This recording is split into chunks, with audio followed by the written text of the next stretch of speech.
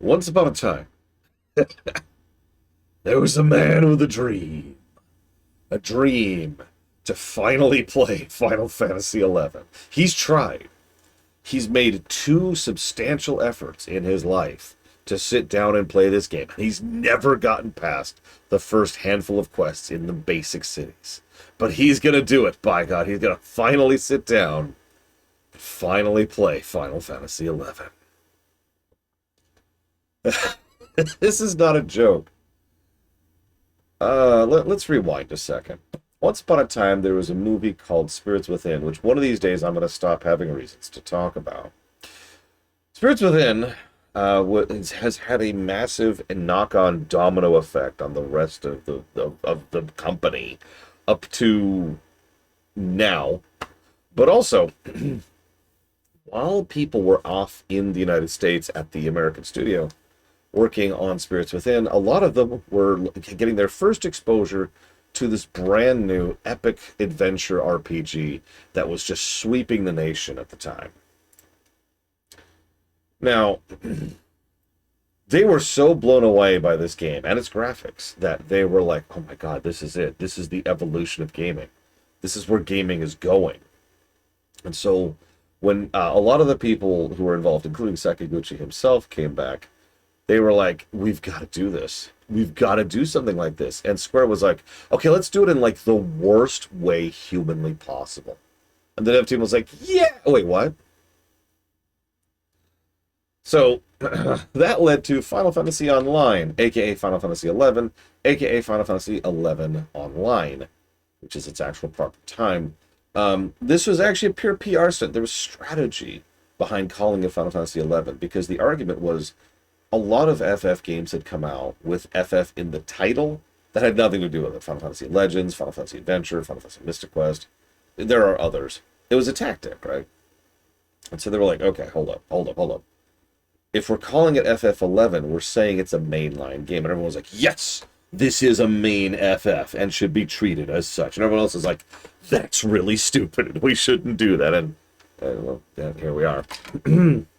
For the record, count me as one of the people who do not consider this a mainline FF. Not because it doesn't deserve it or because of its quality. I can't speak to that, of course.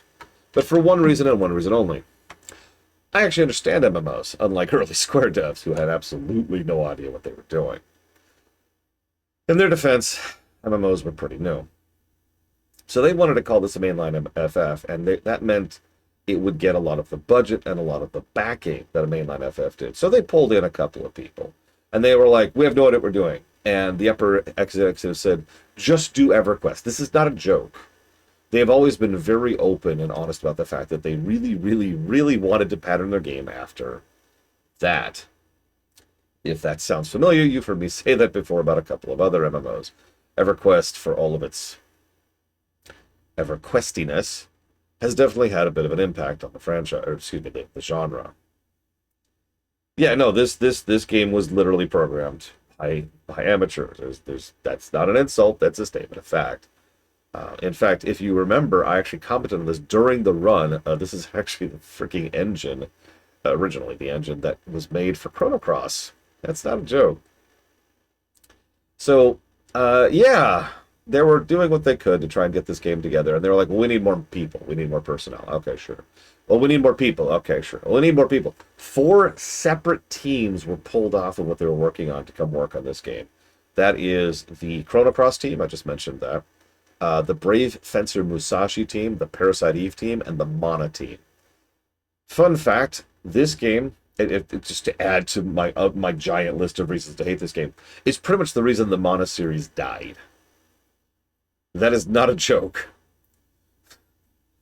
So, the main guy putting in charge was Hiromichi Tanaka. You've probably heard of Tanaka a few times.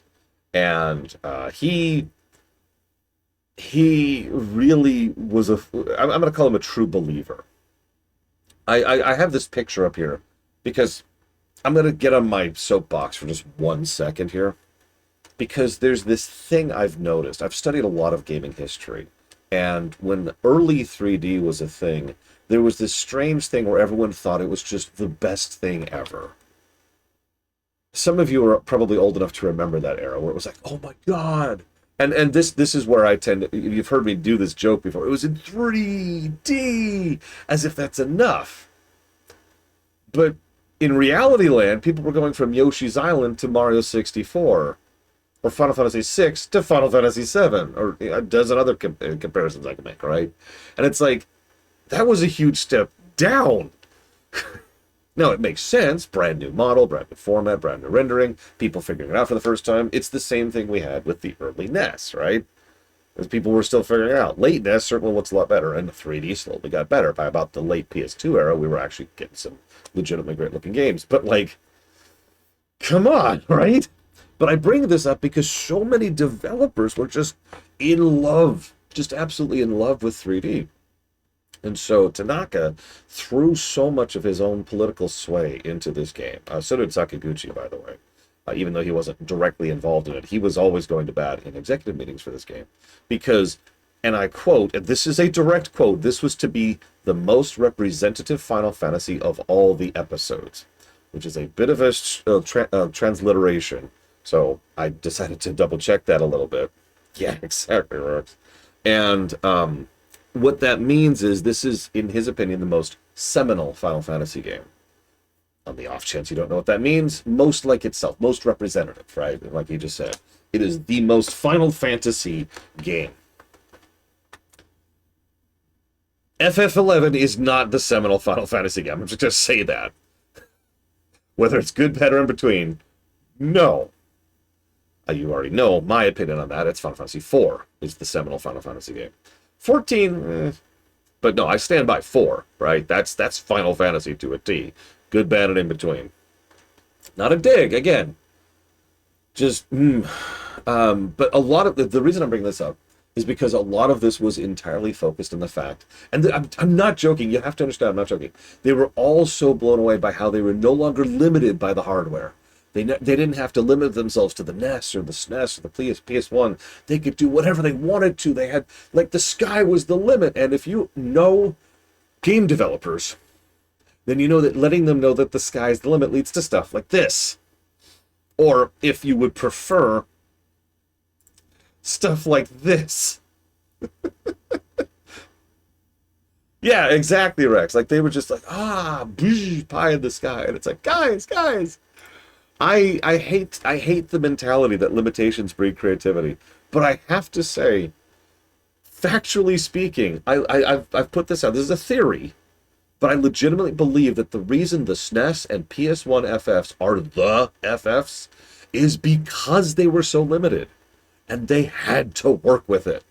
I have just recently gone through FF4's translations, all 3 primary translations of that game, plus the original Japanese, with a fine-tooth comb, literally line by line, examining it. And let me tell you, the best ones were the ones where they were severely limited, and the ones where they handed it off to a professional who knew what they were doing. Interesting little contrast there. Anyways, so FF11, woo! Yes, it's great, and it's gonna be great. It's gonna come out on the Xbox. Oh, the Xbox's hard drive isn't big enough. Yes, really. This was so for the PS2, you needed to get an additional hard drive, which came with the game, in order to be able to install the game, and you needed to get the network adapter. Now, this was a gargantuan hurdle for this game everywhere except for Japan. It's not like it didn't still have a decent presence. In fact, FF11 is actually a very well-selling game and had a pretty good installation base, but it definitely kind of ran into a wall there because, okay. But as I've mentioned before, Japanese consoles are just kind of different.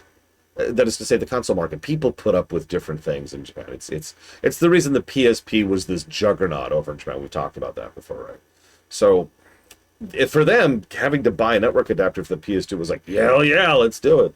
So it sold gangbusters really, really well. But there's one last funny thing I have to comment on. Because some of you probably don't even know what I'm about to tell you. This is actually news to me. I've studied the creation of FF14. I've studied the creation of FF11. What I did not know is they started development on FF14 1.0 before they finished development on FF11. Yes, really. It wasn't called 1.0 then, but this was a mandate, if you remember, by Idiot Face. I can't remember his name right now. Who was the president of Square at the time, because he wanted the 3 concurrent MMOs. You remember that? So while Dragon Quest X was doing its own thing, and while FF11 was in development, he's like, all right, let's get the third one spooled up.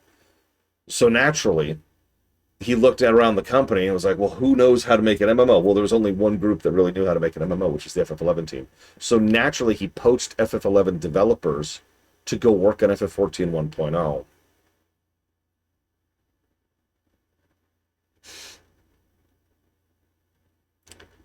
Anyways, for more news on that giant train wreck, I recommend the 90-minute video at the beginning of the FF14 run.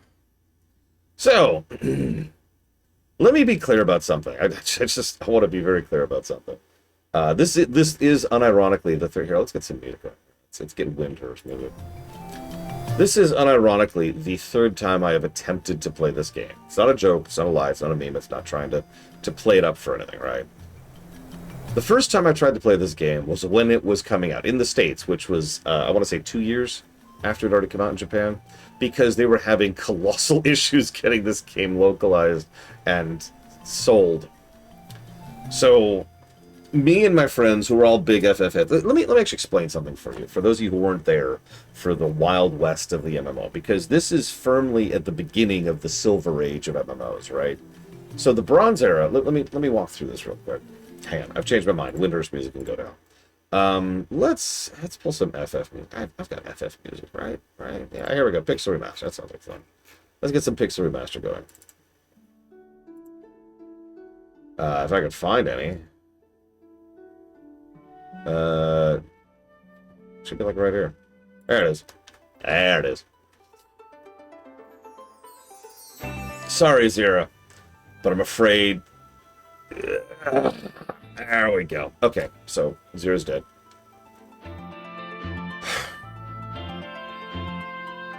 The Bronze Era of MMOs is marked by what was called the Big Three at the time, which is funny because we have the Big Three again, but let's ignore that. That was EverQuest, Asheron's Call, and Ultima Online. Well, there were technically MMOs before the Big Three. You know how that gets, right? The further back you go in any genre, when it comes to books, movies, games, shows, plays, music, the less like it is, right? So the stuff that predates the Big Threes arguably doesn't even qualify for MMO classification, right? So that's the Big Three. Yeah, exactly right. What about everyone else? What about all of the other muds that we were giving graphic interfaces? It was a whole thing. But no, throw all that out the window. That's the Big Three, that's the Bronze Era. And it is those three. All three of them had moderate to excellent success, and a lot of people started seeing dollar signs. Because here's the weird thing. In that era of MMOs were incredibly financially successful. Because all you needed was a few hundred regular players, and you would make your money back, right? You would be profitable. There's a reason me and my friends were actually, I've told this story, but we were working on our own MMOs because we knew that there was relatively little requirement. Like, all of the cost was spooling up, getting the game going. Once you had it going, regular updates and maintenance was a joke. And as long as you had a regular player base of a relatively small number, you were solid, right? Monthly subs would take care of that. So a whole lot of other people saw the same thing.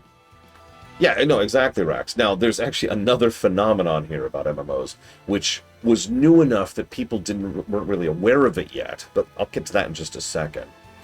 So a lot of, like, inserts such and such brand here onlines were coming out. We had Star Wars Online, which developed into Star Wars Galaxies. We had Matrix Online. And there was another big one at the time. I can't even remember what it's called now. But there was a bunch of themed MMOs, as a bunch of people were eager to jump into that space. So when we saw Final Fantasy Online, we were like, hell yeah, brother! Because, well, honestly, most of those kind of sucked. Most of them didn't know what they were doing. And most of them didn't know how to have, content. Yeah, Pirates of the Caribbean got its own MMO. Yeah. This is also when I had the strange luck, and to this day I do think it is luck, that I would be invited to pretty much every MMO's beta. In some cases, alpha. As I've mentioned several times, I was actually in the alpha for World of Warcraft, among other things. real quick. Thank you, speaker, very much. I will jot that down for Xenoblade 1, 2, and 3. Much appreciated. So I got to play a lot of these MMOs. I got to test the waters, and I was pretty much the bird and the canary. I can't remember what kind of bird it was. I was the Giga pudding in the mine. It was a canary. I'm an idiot. I was the Giga pudding in the mine, testing for death horrific gases, and I was the one who usually had to be like, let's not try this one. Let's not try this one. But when Final Fantasy Online was coming out, when all of that was thrown out the window, we were just like, yes, I cannot wait to play Final Fantasy, but online. It's going to be so cool. It's going to be so amazing. I did, Lord Paramount. I was right, too, but I'm just saying. I still stand by that. I was right. I made the right call. So we all got prepped for it. We read up on all the Japanese information on it. Yeah, we were ready to go. This is the first time we tried to play Final Fantasy XI. We ran into one huge hurdle. Now, I don't even know if this is true anymore. Forgive me for my misinformation, or lack of information, excuse me. But back in the day, you would make a character, and the game would assign you to a server. And that may or may not be the server you actually want to be on. And you only get the one character, so in order to go to another server, that person had to send you a pass to go to their server. That pass cost several thousand gil, which as a brand new level 1 character was actually a fairly huge hurdle. They would have to be somewhere around the level 20-ish range in order to actually be able to have the kind of money necessary to buy the pass to send to you to get you onto their server. And that's per person. The moment we saw that problem, we were like, you're joking. So we went ahead and we rolled the dice. None of us were on the same server. Literally none of us were on the same server. We gave up. We just walked away from it. Nobody wanted to play an MMO solo. That's ridiculous. Okay. So we walked away from that. And then we put a donation towards Dragon Quest VI, Dragon Quest V, and Dragon Quest IV. Thank you, Scott Gabon, as always. So, yeah, we walked away from it. No point in it. Years later, Pax and I were like,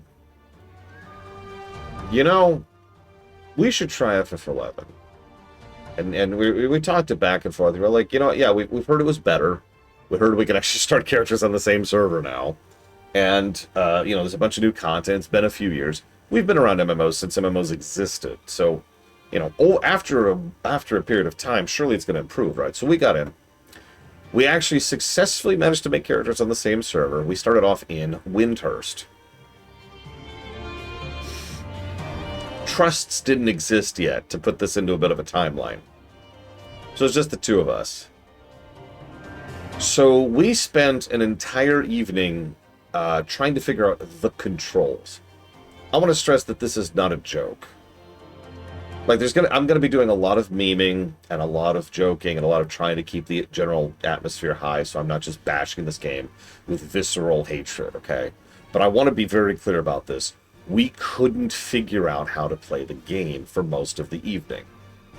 It is so antagonistic towards playing on a computer, because it is fully and formally designed to be played on the PlayStation 2. So Windhurst became our boss battle. Just navigating Windhurst, just navigating the menus, talking to people, figuring out our inventory. What are quests? Do we have a quest log? I'm almost positive at the time there was no quest log. And right now, I can even show you. Yeah, even right now, I'll be primarily playing with a control. I'll tell you that story in a minute. But, like, you see this? This screen up here in the upper left did not exist when we were playing. Why is the camera all the way up here? Yeah. There we go. So, oh, also, if there were add-ons, we didn't know about them. So we're just like, okay. So, whoops. Sorry. Muted the music by doing that. Sorry, that's going to be a thing. Please inform me if the game suddenly mutes. It's because the mute button pulls up a menu. Oh yeah, also, yeah, if because the game was designed to not allow alt tabbing. This is on purpose, I should mention. So anyways, so it was a mess, but we were at least sufficiently committed to keep trying. And I talked about this with Bladefell. I actually forget. If you remember Bladefell, jump in on this. But we finally figured out how far we got. It was not far. We did not get very. We tried Winterst again. We didn't get very far, and I think we got up to like a certain section where it was like a dungeon. It wasn't really a dungeon because dungeons don't actually exist in this game. But you get the idea, right? And we were like, okay, we're gonna make this. It's gonna happen. We're gonna try it, and we just got murdered. Just absolutely butchered. I should mention again, no trusts, no pugs, nobody to interact with. And so it was just the two of us. I was trying to tank, he was trying to deeps, and that didn't work. So we ran into something that was a common concept back then. That this song is a perfect song for. It was called a group wall. Now, for those of you, I probably shouldn't actually play this. It's going to be a distracting song. For those of you not aware, because most modern MMOs don't even have, it was some kind of tower. It was part of the main quest. Blade was part of the winner's quest chain. I'm almost positive Shantoto specifically sent us there. Anyways, so yeah, nowadays the concept kind of doesn't exist. In FF14, if you fire up FF14 right now, brand new, completely by yourself, no friends, no allies, no nothing. You'll just play, go through the MSQ until you get to go to, I can't think of the name of it, the first dungeon, the pirate cave. That's, yeah, it was a tower. That sounds about right. Delkfut's Tower. Jesus. Sastasha, thank you. So you'll get to Sastasha, and it'll say, hey, queue up for a group. And then you will queue. And then you'll get 3 pugs who will play with you. And then you will leave the group and go on with your quest. To be clear, that is not a group wall. That's not what a group wall means. Because you didn't run into the wall. You hit a button. And then you found 3 other players to help you go through it. And then you left. That's not a group. Yeah, sorry, PUG means pick up group. That's what it stands for. It is other players. So you didn't run into a group wall. There is no group wall in Final Fantasy XIV. There's no group wall in WoW. There's no group wall in Guild Wars 2. Not really. There's some side content you need a group for, but the concept of the group wall doesn't exist anymore. But back in the day, most MMOs were designed with a very specific format. You could do most of the early initial tutorial stuff by yourself, and then usually very early in the MMO's design, like by the time you hit the equivalent of like level 10 or so, you would run into a content that would say, nuh-uh, go get a group. Because the point of the MMO was to group with other players. And so that was baked into it. The problem with group walls is, first of all, screw that. Second of all, it meant that in order to do basically anything in these games, you needed a group. And when I say anything, I mean it. And so if you can't find a pug, if your friends aren't on, if there's no one willing to help you with it, then you log off. Or, what is more likely to happen, and a lot of us did, is we just sit there and we just, ask for people to help for hours. If it's not obvious, I have a lot of derision towards group walls, because I feel like group walls are antagonistic design. Not friction, actually antagonistic.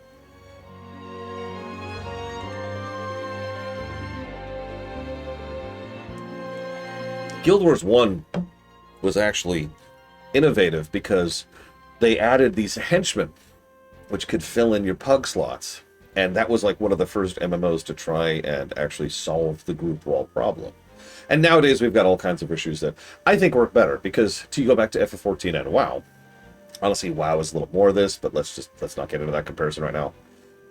You can group solo, or you can play with your friend, or you can play with your 2 friends, or 3 or 4. You get the idea. Thanks to more modern technology and more modern game concepts, nowadays, instead of a group wall, it's more like a group sachet. Because you can group still. And in fact, you probably should. You're probably going to have more fun grouping. But you don't have to. And so that kind of, smooths out the overall frustration there a lot. Anyways, I'm getting off topic. So group wall. So yeah, on our second time playing this game, we got to, what was the name of that place? Delkfoot's Tower.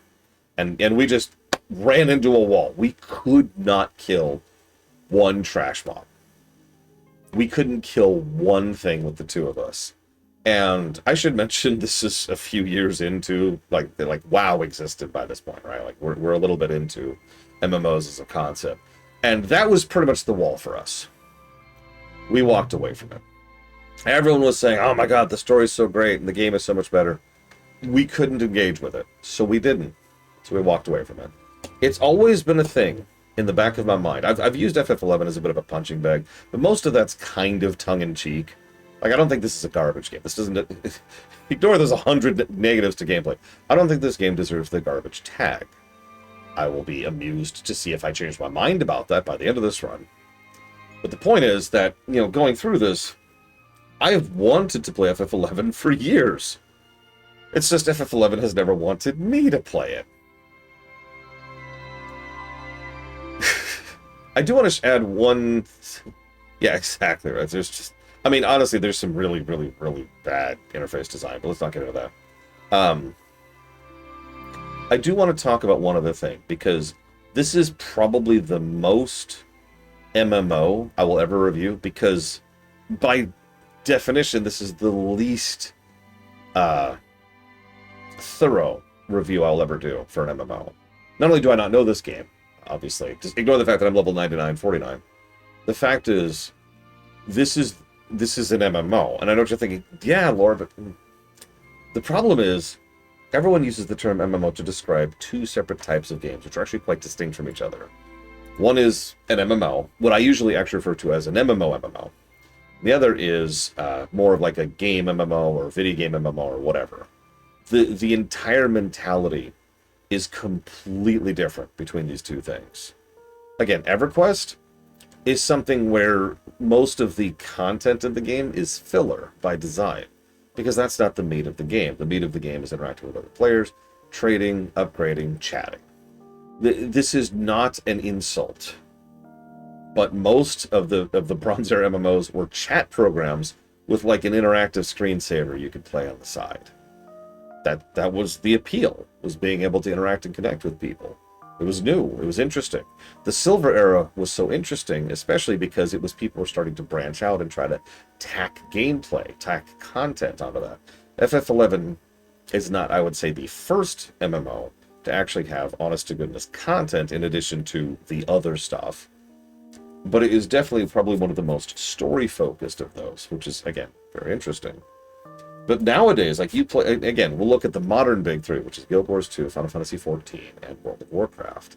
Those are game MMOs. They are games first and foremost, and MMOs a distant second, right? There's still MMO concept there, but they're not MMOs. They are video games that you can play online, and that is a completely different mentality, right? I've talked about this a lot. It took me a while to really put it into words because this is a whole thing. I will go ahead and admit I'm not a big fan of MMOs because I like content. A true MMO is more of a sandbox than it is an actual video game by design. It is a bunch of tools you can just run around and do whatever with, as opposed to quests and dungeons, right? It doesn't have stuff to do because that's not its point. So this is kind of, it's kind of like Minecraft. This is kind of, I don't know, I'm saying kind of, this is the most MMO I'll ever play. Now again, we're primarily focusing on the MSQ. I should mention I have a guide for that, but if you ever see me like just squinting at the screen like this, it's because I have no idea where to go next and I'm trying to figure out what to do. Because unlike, video game MMOs, there's not like a quest block you just click up there, or a map you could just pull up and say, oh, go to this thing. It's going to be a thing. I'm probably going to be lost more than once, more than twice, more than thrice. Anyways.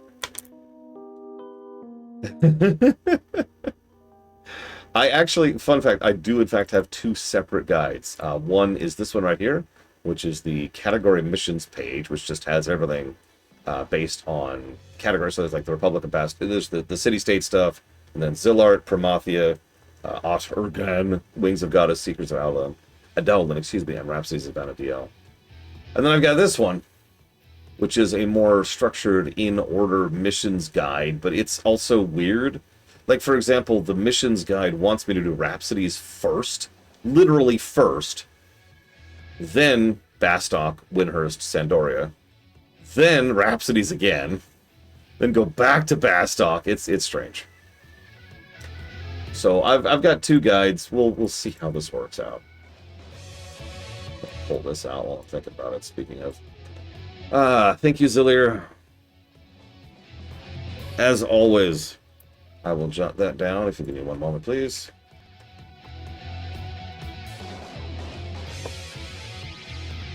And I'll put that for Tactics, R, Dragon Quest IV, and the Beat 'em Up block. You got it. Thank you. One last thing before we push forward here. I should pull this back up here so I can tell what the hell I'm doing. I want to say thank yous.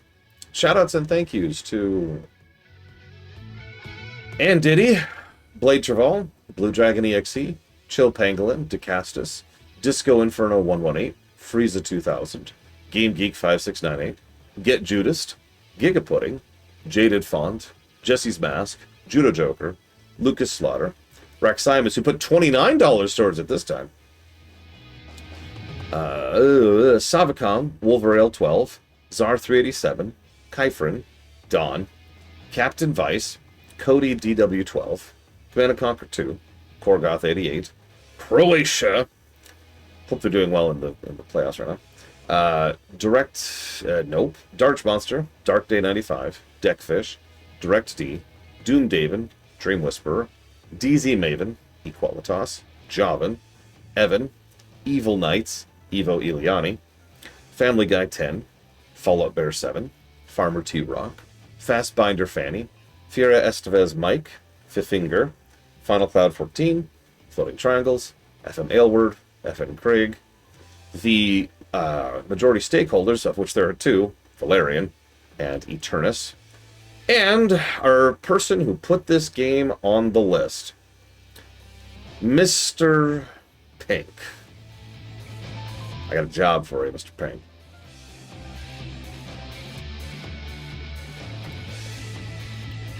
Oh, actually, real quick, I meant to do this. Fun fact, which is, so you're probably wondering, why the hell are we playing this so early? I do have something to share here.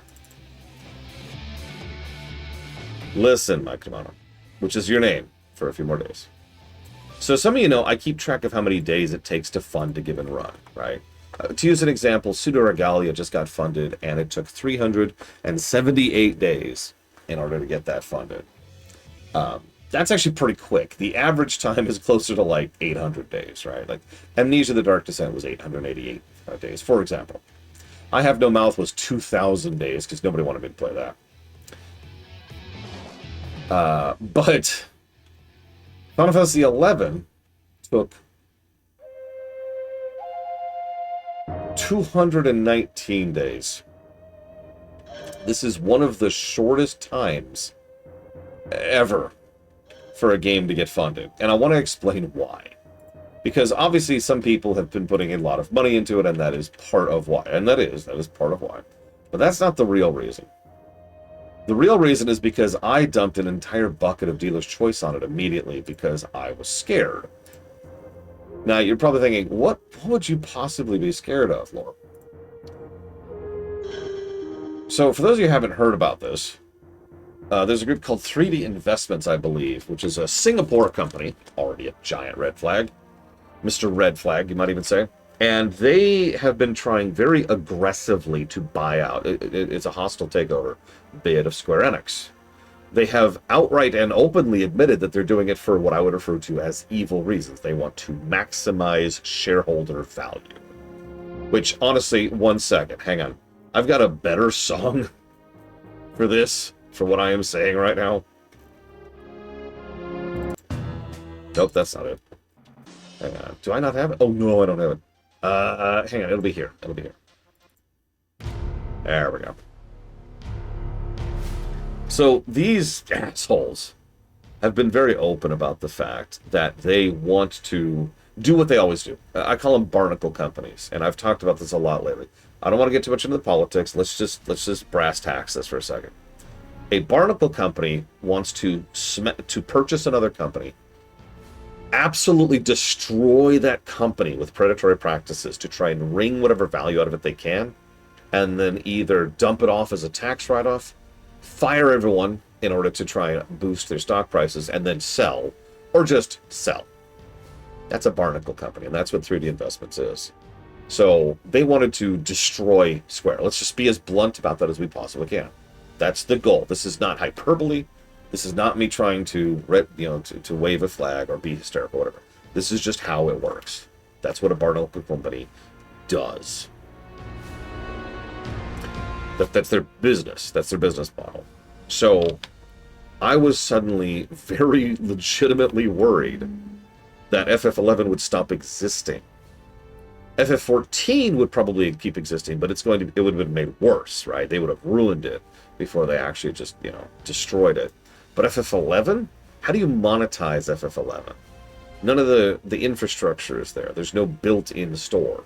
All that stuff has to be baked in. There's code, and netcode specifically, that needs to exist in order to support that.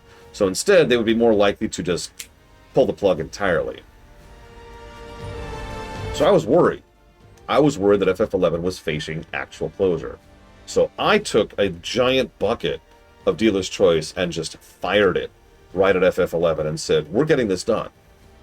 I've wanted to play this game for a long time. You guys wanted me to cover the story of this game for a long time. And I want this down for historical purposes, for the same reason I covered STO and TOR. Now, a little bit of good news. For those of you not aware, Square has been vociferously fighting off this buyout. They have been very public about, no, we do not want to be purchased by these assholes. And they have been doing everything in their power to resist further stock buys. Good news. But that threat always exists, so whatever, we're here. So, look, Jordan. Yeah, exactly, Mike Romano. That's where we're at.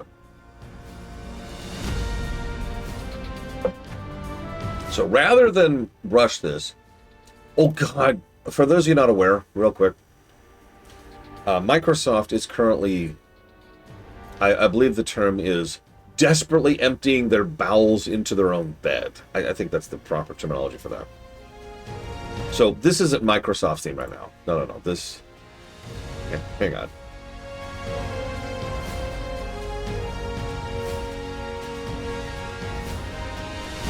Can I find it in time? Is it not here? Where is it? It should be like right here. Where is it? Who stole my music? Oh, there it is. This is Microsoft's theme right now. Oh, I heard Zero. Yeah, what Microsoft is doing right now is hilariously awful.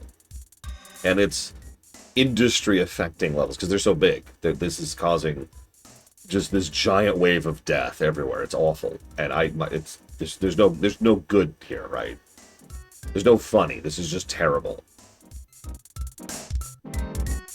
So, yeah, they are currently hemorrhaging and killing off their own studios as fast as they can, encouraging their own companies, to try and sell themselves to everyone else, rather than actually going through the effort of selling them themselves. And I believe next week, by all accounts, we're going to see an unprecedented level of firings, like a record-breaking amount of firings in the industry happening next week under Microsoft. So that's all great. Why is the relevant to that? What is the relevance of that? There's a grand total of like 2 studios which do not seem to be under the gun right now, under Microsoft Gaming. One of them is Blizzard, which I talked about a little bit yesterday, and I don't want to go too much into it, but it's weird because Blizzard is completely off the radar, which usually means something's happening under the hood that they don't want to be public yet. That could be hopeful, or it could be terrible. We'll see. If Midnight is our last WoW expansion, that's gonna suck, especially since they're on a huge stride right now. Midnight is just knocking it out of the park and being awesome. So, but on the plus side, at least they'd go out on a high note, right? They absolutely can, Giga. Whether they will or not, they have to get their dicks out their purses to do that. The goal is for Last Titan to be the end of it, and I wouldn't be surprised if most of the creative staff and developers are focusing on get to that finish line right now. It would explain a lot of what's happening at WoW right now. Anyways, the other studio is Obsidian, of all things. If you're paying attention, neither of those studios are the dev teams behind ESO. So I have put some very considerable thought into shoving the ESO run substantially earlier than I was planning in order to maybe get that one locked in. Because I never played ESO either. I started, played through vanilla, hated it. No offense. Anybody who likes it. We hated it. We just walked away from it. Yeah, so maybe that'll be a thing. Not at all, Trihexia. They suffer no real detriment for that. You have to understand. I don't want to go too much into this, but I can explain this very, very, very simply. I know Blade Develop. I know there's 3 vanilla chains per hour. I didn't even know this at the time. If I make a game, I want to make money because life, right? It's, duh. If I make food, if I'm a restaurant, then I want to make money. If I make artwork or music, or if I make pills, or if I make posters, or if I do have a printing service, or I run a pickup truck where I help people haul things, or I rent stuff out, I want to make money. But the thing here, the logic here, is that money is a metric. It is a measuring stick for the value involved. Now that's important. Because if I replace the word money with the word inches, nothing changes. Or centimeters, if you prefer. Nothing changes. I want measured value for my output, which I can then use in order to spend on things. That's the basics of what an economy is. The problem we have now, and this is not a new problem, but it's been getting a lot worse at an escalated rate, thanks to technology and the spread and speed of such the speed of spread of concepts right now, is that there are groups of people who want to make money. They want to make inches. They want to make meters. They don't want to do something. There's no service provided. There's no good added. There's no transaction happening. They're just trying to increase the number of inches that they have, and that's it, and that's all. These are these barnacle companies I just talked about, and most of them are investment firms. Some of them are holding companies. They all do the same thing. Their purpose is to make money, to make the number go up. And if you know anything about economics, you know how horribly bad that is, and how detrimental that is. Yeah, exactly. The only target, the only thing they produce is money. And remember, money is a measuring stick. Money has no value. Money is a metric for value. This is a very clear and distinct concept. So, you look at crap like Microsoft, what Microsoft is doing right now, or you look at all these holding firms which are doing this crap, and what you see is people who are basically making their entire industry or connected industries worse because all they're interested in is making money.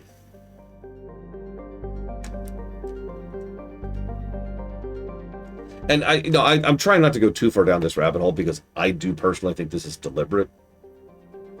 No, I'm dead serious. I think this is a deliberate action by people, by billionaires, to try and... Because here's the pie, right? It's a finite pie. And I think that they're just trying to increase their slice. And the only way to increase their slice, because it's a finite pie, there's no additional pie here, it's just the one pie. They're trying to squeeze out everyone else to increase the size of their slice, that's it. And yeah, cruelty, obviously.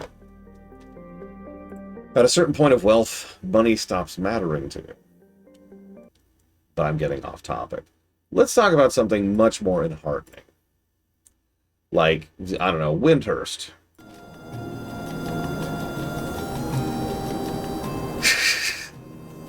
Oh, God. What have I done? I have to play Windhurst now. No. God. Let me give you a little bit, just a little side story for just a second. Oh, right! I should tell you about that, too. So, first of all, Windhurst, yes, this game already has 100 natives. That's actually not a joke. I do like this song. I've always liked this song. Legitimately. I mean, it's Uematsu. Of course, there's some good music here. I'll do the opening video. Hang on. I want to tell you all the story first. I know I'm telling you a lot of stories. I apologize. Please forgive me. This run was supposed to happen a couple of months ago, and everything got in the way, right? The first non-dark got in the way with all the construction work on the house. I lost electricity. Rax asked me to push it out, and then Blade Jamal asked me to push it out, and then Valerian asked me to push it out, and then Mr. Red asked me to push it out, and then I had the other non-dark, and it was just all crap. So finally, I'm like, I want to get done with this stupid thing. I have been paying a freaking monthly sub on this goddamn game for months, while it's just been sitting there. I've been leveled for months. Thank you, everyone, for helping me level and get ready for this run. This run would not be happening if you hadn't done that, so thank you for helping me chop my pinky off. We're still there, Traxia. We'll see how that goes. So, yeah, no, like, I wanted this run to happen a while ago. And here's kind of the funny thing. Because a while ago, my controls worked great. So a couple weeks ago, when I was getting spooled up and getting ready to do this, I started having issues where my menu buttons weren't. To be clear about that, what I mean by that, controller, right? This stuff right here. My D-pad wasn't working. Now, as you can see, D-pad is currently working. Cool. So that's cool. But what you might not see is these two buttons aren't working. Nothing's happening. The game does not acknowledge L2 and R2. You might think, who cares? Well, part of the way that we're getting FF11 functional is a bunch of mods. You may not, if you're familiar with this game at all, you probably noticed there's a bunch of hotbars at the bottom. Those are mods. The party thing in the upper left is mods. The mini map on the upper right is mods. I've got an inventory thing. I've got an experience thing. A lot of mods. I got quite a few mods going. It's great. It makes the game a whole lot more playable. So, I had this thing called T-Crossbar, right? And here we go. So it looks like this. Well, okay, you can't see it now, but it's there, I swear. So, like, if I start moving around, maybe. Of course not. Now it's not working. All right, hang on. I can't even show off how broken it is correctly. Hang on, let's just turn on edit mode so you can see the damn thing. There you go. So you see that at the bottom of the screen? So what this is the ability to have shortcuts on your controller. This is invaluable. I should mention I've mostly played this game with a controller. You run around like this, and then there's auto run over here, and I've got a bunch of macros set up. So what I do is I hold L2, and I hit this, that summons my trust. Held L2 and this, that allows me to mount. L2 and this allows me to run. L2 and this allows me to follow someone. And then my attack stuff is over on R2, along with my hearth. So this is great. This is a great feature that doesn't work at all anymore. I don't know what happened, but it does not work anymore at all. So here's there's two specific issues I'm running into. First, the L2 and the R2 button aren't working. Let's just start with that. This game does not acknowledge that that's not how that works, Giga. This game does not acknowledge L2 and R2. They don't exist. I can press them till the cows go home. Doesn't work. Related problem, I thought, no issues. I'll just rebind L2 and R2 to L1 and R1, and I'll just figure something else out for what I was using L1 and R1 for. Can't do that. Not a possibility, not an option. Okay. So then I'm like, all right, sure, whatever. And Rax helped me out last night because I was poking at this again last night. And it's like, okay, let's do this, let's make this happen, let's make this happen. And none of that works. But I come up with another wonderful flaw here. Because the final bug here is with Rax's help, with her help, I successfully got to the point where the R2 button was always pressed. For those who don't understand what that means, that would mean I lose my face buttons. Which is unplayable. At that point, I would have to mouse and keyboard. So part of the reason I was so delayed this morning... Yeah, exactly. Part of the reason this was so delayed this morning... I'm going to turn that off now. Was because I was getting back to the point where at least my basic controls were working. Even though I still don't have my freaking crossbar. I'm going to go back to this. So here's how this is going to work out. This is going to be so wonderfully frustrating. I can't wait. So the overwhelming majority of the time, I'm going to be doing this, and doing this, and doing this, and like talking to a person saying, hey, Blake and all. And like, hey, what's this person? And talking to someone and be like, hey, what's up? Hey, yeah, hi. Oh, that's cool. Okay, cool. And then if I want to use any abilities, I have to reach to hit a button on my keyboard. You've heard of mouse and keyboard? This is controller and keyboard. Because I give up. Because it doesn't work and I give up. It worked. It worked just fine. It worked great. It was actually really smooth and fun to play with a controller, and now I have to do this nonsense.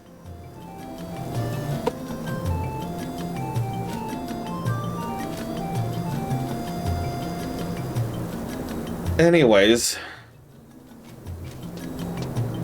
Yeah, I should mention, by the way, that FF11 likes to patch regularly, which normally would be a good thing, but I kind of wish they wouldn't. Honestly. Because them patching just is such a hassle to deal with. Anyways, let's go ahead and watch that intro movie show. This is a chonker. It's like 7 minutes long, so buckle in.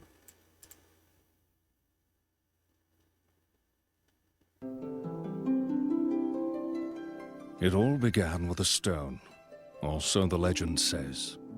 Oh my god, it's the Lich King. Past, a sentient jewel, enormous and beautiful, banished the darkness. Its many-colored light filled the world with life and brought forth mighty gods. Bathed in that light, the world entered an age of bliss, until after a time, the gods fell into slumber. That world was called Vana'diel. I'm serious, that's Michael McConaughey. Isn't it? I shouldn't say that. Sounds like him. In the 863rd year of the Crystal Era, Vana'diel was in the midst of a great war. Faced with invasion by the Shadow Lord and his hordes of beastmen, the leaders of the enlightened peoples united their forces. The enlightened peoples, oh jeez. Gotta fight the beastmen. The Kingdom of Sandoria, the Republic of Bastur, the Federation of Winders, and the Grand Duchy of Juno. Oh, Juno. They struggled for survival in battle after battle as chaos engulfed the land.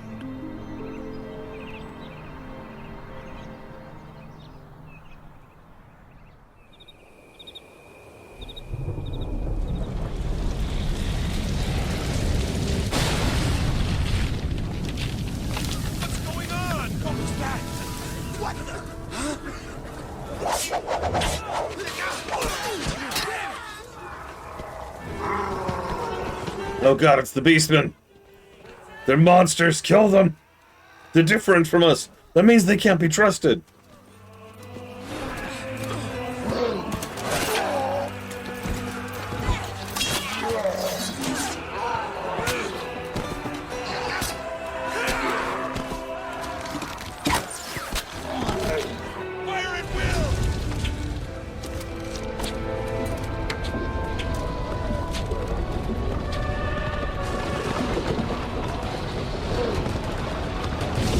It is Michael McConaughey. I was right. I was right.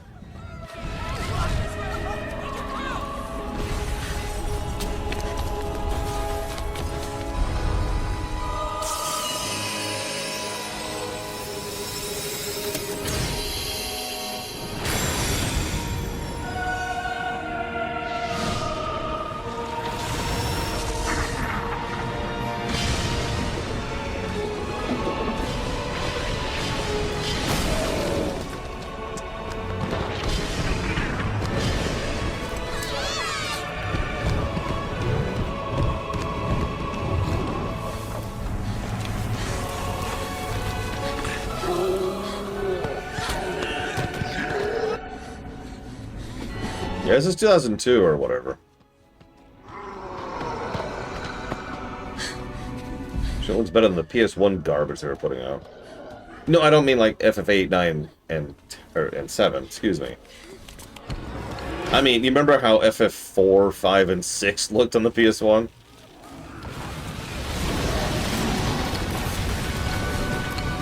Yeah, their CGI was not great.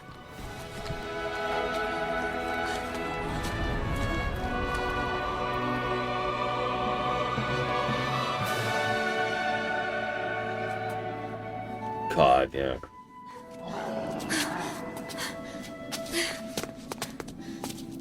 Aldo. Aldo, listen. You've got to climb. Climb! Sorry. Big seriously.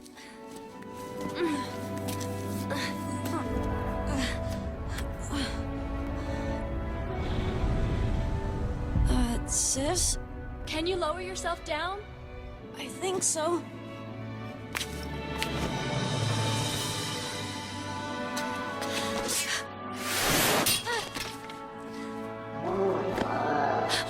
Must kill the children because we're evil. See, Emelyn? why are they killing children? Seriously.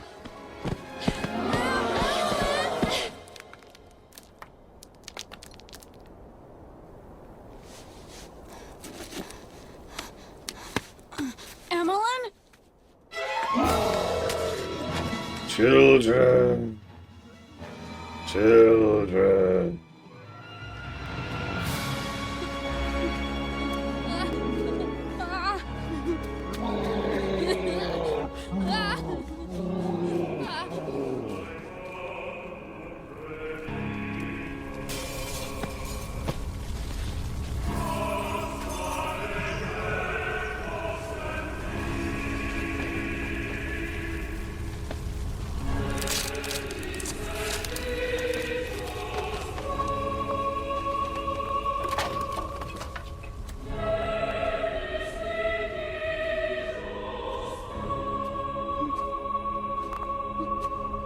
I love how the audio keeps crackling. I wonder if that was in the original. This is the Final Fantasy XI page, for God's sakes.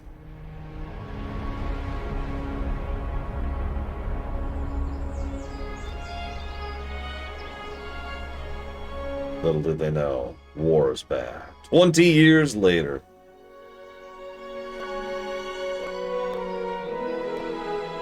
Seriously, listen to that audio.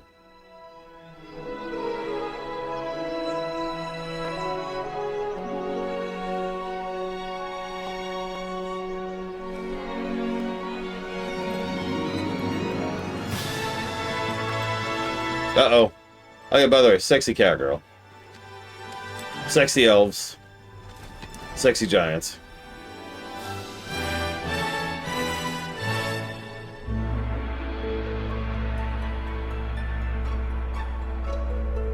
Sexy fish. That's right, time to go real conquesty. The furries have won. It's over. It's over. Sorry. Oh my God, you're right. There's no dragons. All right, I'm sorry. We're canceling the run right now. What's my opinion on Sony? You're funny, Pika.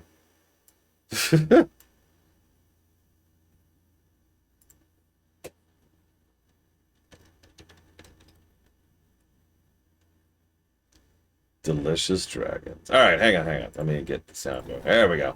Let's listen to that beautiful Windhurst music. All right, so that was decent, I guess. I mean, it's a fairly, very, very basic premise, which fits because, from what I understand, the vanilla MSQ was not. It's the simplest way I can put that. It was there. Yeah, the go kill the Shadow Lord was basically it. It's like, oh, okay. So here's the funny part. And I want to stress that I'm not joking. I wanted to do this on camera and not do the prep work off camera, just to make a point. I don't know what my next quest is. Now, I don't even think there's a way to find out what my next quest is in-game. But it's okay. I've got these 2 walkthroughs over here. 2 separate walkthroughs, so surely one of these can help me out. Sandoria Mission 1. Well, no. Because I did that. Also, I absolutely refuse to do the other 2 city-state quests. I refuse. Oh, that's true. That's true. There is a completed thing. Here, check this out. I can just be like, hey, check it out. What I find really interesting, though, is for some reason it only lists, like, 2. And like, these cannot possibly be it. Because I literally have to go past this. I had to go past this in order to just access stuff. In fact, I am almost positive, I'm somewhere around 3... No. I should actually be at 4-1, I think.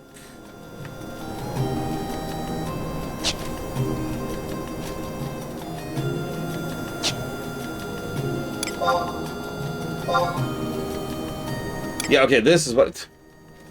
Oh, right, of course! Of course I was looking for missions and not quests. There's such a gigantic difference between these 2 things that is so immediately and obviously self-apparent.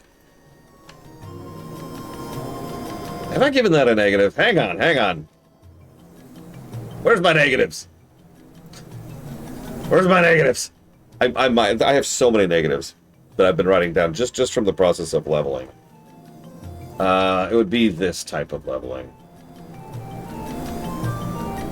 Let's see. I haven't! Ho ho ho! Hee hee hee! Ho ho ho! Yeah, okay, let's give some negatives here.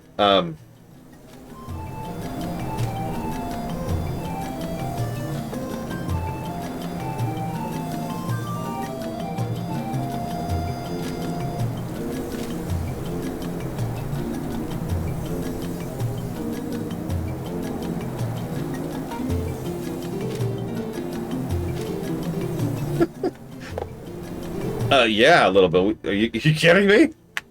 Oh, 100 negatives per hour. Never mind. No, hang on. Let me, real quick, before we figure out where I'm at in the quests. Where's my sheet? Here we go. Let's see what our current record is for gameplay density. Negatives. Give me a sec. Negatives. Here we go. Echo the Dolphin at 12.8 negatives per hour. Mega Man X7 is 11.88. Legend of Spyro Eternal Night is 11.79. Mummy Demastered is 10.81. Legend of Spyro A New Beginning is 9.15. Ultima 1 is 9. Yume Nikki R is 7.82. Then Secret of the Stars at 7.74. Jesus Christ. This one is, all these are super short games, right? Well, wrong. Echo the Dolphin is 10 hours long, and it's still the most. Secret of the Stars is 15 hours long. Sticker Star is 27 hours per long, and it's still 6 negatives per hour. Anyways, I'm getting way up to... Okay, so hang on. So now I can do this. I can figure this out. I have the power to pull up my guy. Hang on. So where's my guy? Where am I at? Here we go. So I was doing Sandoria. Okay, so Smash the Orc Scouts is 1. Bat Hunt is 2. So it looks like it's in order. That's good to know. So let's go to the bottom, which is the Journey 2s, right? Journey to Winters, Journey to Bastok. Which is, of course, not even on this list. That's okay. What about Rescue Drill? That's 2-1. Davoy Report is not a thing. Journey Abroad. It's got to be Journey Abroad, right? Man, can I move this thing? God damn, why is that right? Hold on.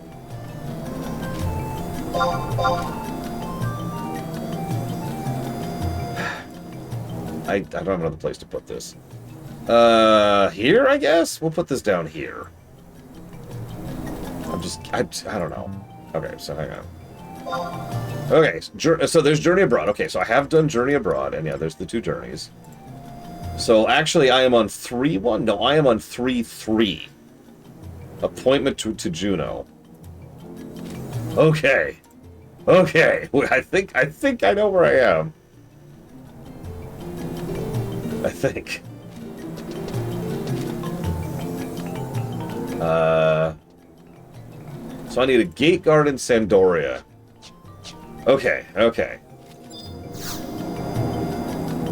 Now, I've actually already given this a positive, but one thing I do legitimately like, here, is if I go to a home point, if I hesitate for a second, it'll actually load the map for where I'm going.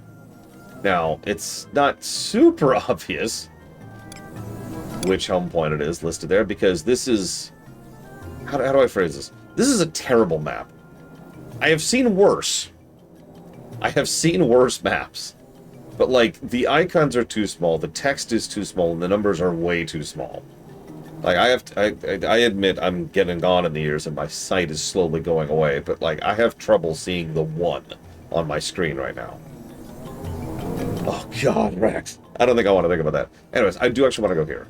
So, let's go here. Oh my God, I'm being stalked!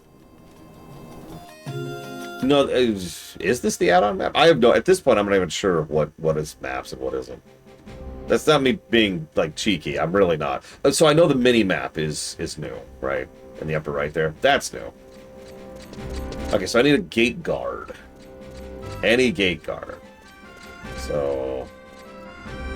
By the way, I hate Sandoria's music. Not because it's bad, but because I'm sick of hearing it.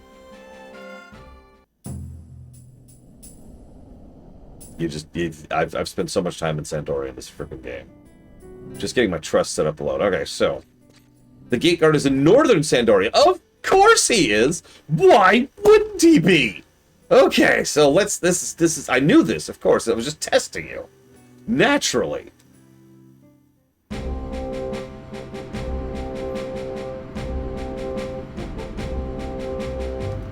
Now I'm getting conflicting information. Jesus Christ.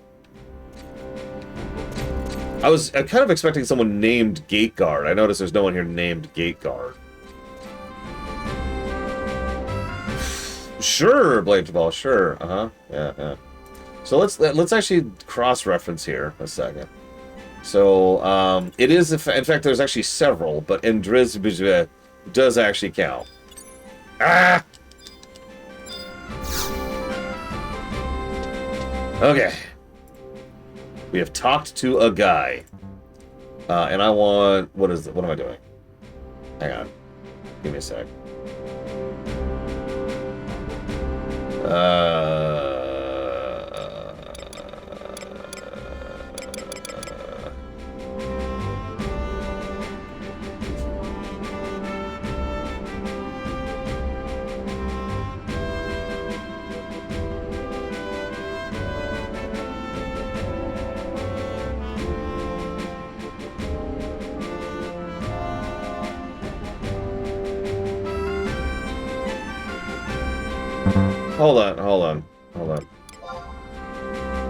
Hold on. Status, I think?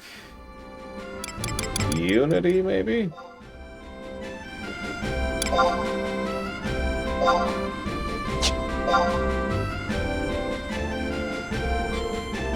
Nope.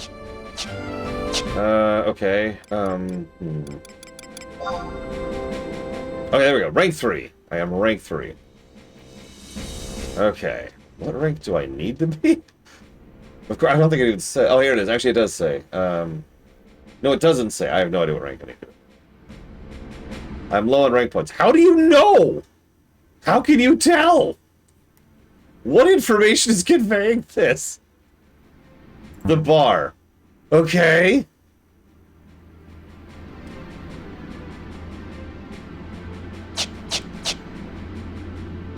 Sure. Hang on. So it's but okay. This is a good time as any, if this is what I think it is, to explain how, I've already given this a negative too, how to trade stuff with an NPC. So let's see. So first we do this. Then we go to trade. And then we just dump like an ice crystal, I guess. I don't know. Here, have some crystals I have on. I don't actually have that many crystals. Because I've been trying to keep my inventory empty because despite all my upgrades, thank you, Valerian, for that, I'm not great on inventory. There. That's it. That's all I got. Are you really a new recruit? Listen, before you bring me something, you must first accept the mission. That's how things work around here.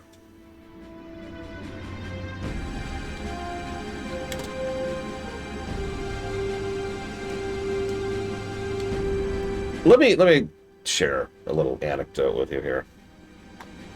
Real quick. I want to explain to you.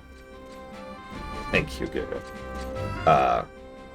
I don't actually remember what specifically it was, but it was like the fourth thing I was trying to do.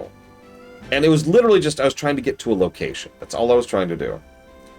And I want you to understand that this was over an hour and a half of standing in Sandoria trying to figure out how to get to a location. I never succeeded. I ended up actually asking Blade Taval, who knows this game well enough, to be like, hey, here is how to. With two separate wikis, I was never capable of figuring out how to go from point A to point B. And that has been my entire experience with this game. There's no possibility of just doing a thing. There's always this giant mesh of barbed wire that is on fire in the way. And that is my description of FF11 in one sentence. Whatever's on the other side of that barbed wire, I don't know, because I haven't been there yet. But there's this barbed wire, and it's on fire.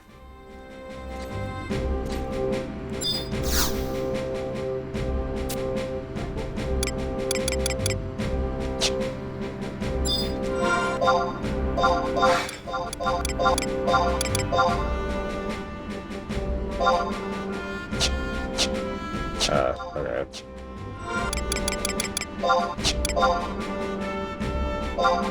Okay, now my bar is slightly more filled. This game is probably not going to get the deck. Oh yeah, by the way, Zira mentioned something. So I look cool, right? Hell yeah, I look cool. Rax looks cool. Blade Taval looks cool. These are all goddamn lies. When you make your character, this is not a joke. When you make your character, the character creator, okay,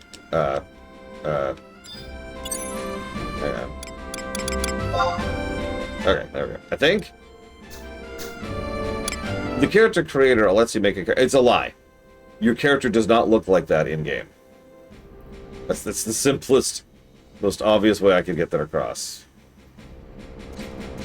I cannot trade with Rax at this time.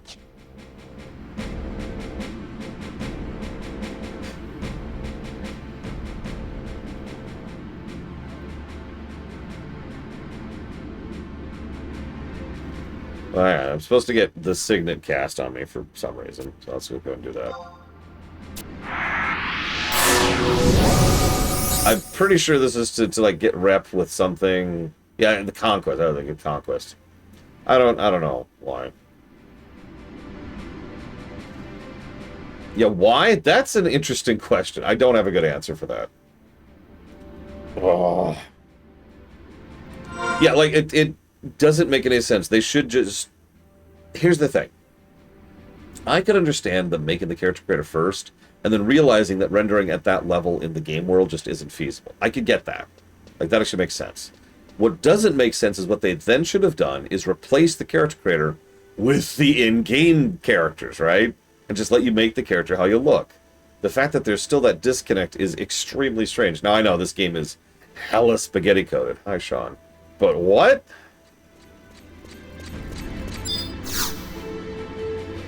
Like, you can't tell me that's not on purpose. So this is telling me to skip that step, so... But it's...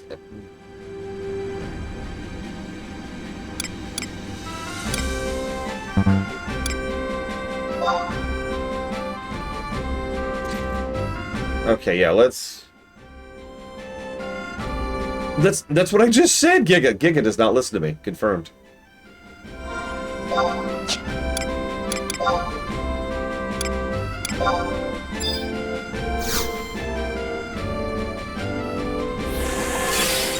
Damn it, Giga, stop packing. Your bird is already spoiled.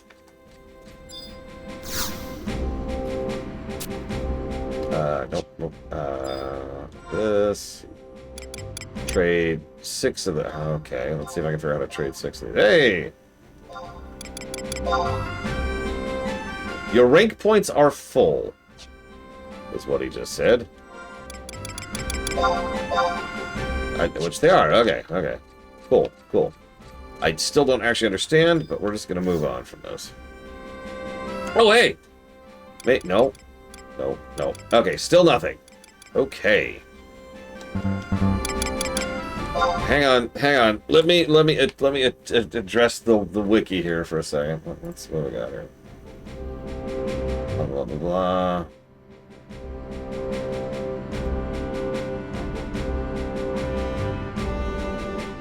Yeah, fill your rank bar. I'll read this word for word. Trade enough crystals, 3+ if you skipped the last mission, to the Conquest NPC to raise your rank bar and unlock the mission that accepted from the Gate Guard. And this is one of the Gate Guards, I double-checked. The quest is called, well, it's 3-3. Sandoria 3-3 is what this is specifically. And it's Appointment to Juno.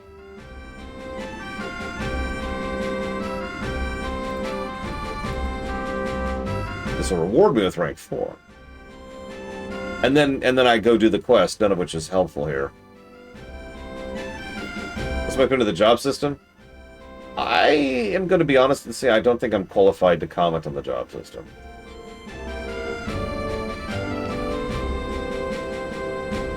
And that's my answer there. I mentioned this is going to be a very incomplete run, and that's part of why. Because, like, I'm a warrior. What does that mean? Nothing. The only job thing that has meant anything to me so far is I am a dancer, which means I have the ability to stealth. That's it. Otherwise, I have no job, for all intents and purposes. Okay, hang on. So, missions. Well, I don't have a current mission. For Sandoria. Infiltrate Devoy is not optional. I have been lied to. Okay, let's infiltrate Devoy then. That's frustrating. That is actually frustrating. So both missions are listed as optional, but if I manually click infiltrate on Devoy, there's a thing right at the top that says this mission is required. And you can tell based on the format of the page that was added later.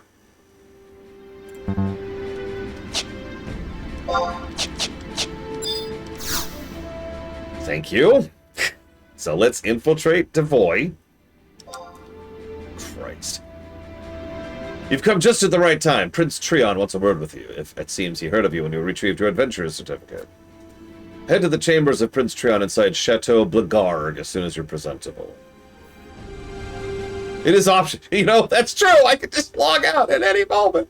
Alt F4! Alt F4! Okay. Can I mount in town? Nope. Cool. Thanks for that. Thanks, Final Fantasy 11. And also 14. Why is that a thing in 14? I hate that!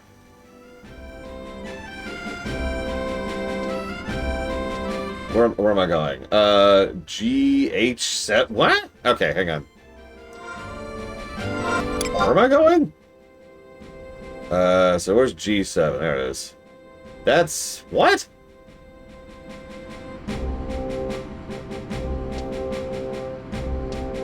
No, I need to...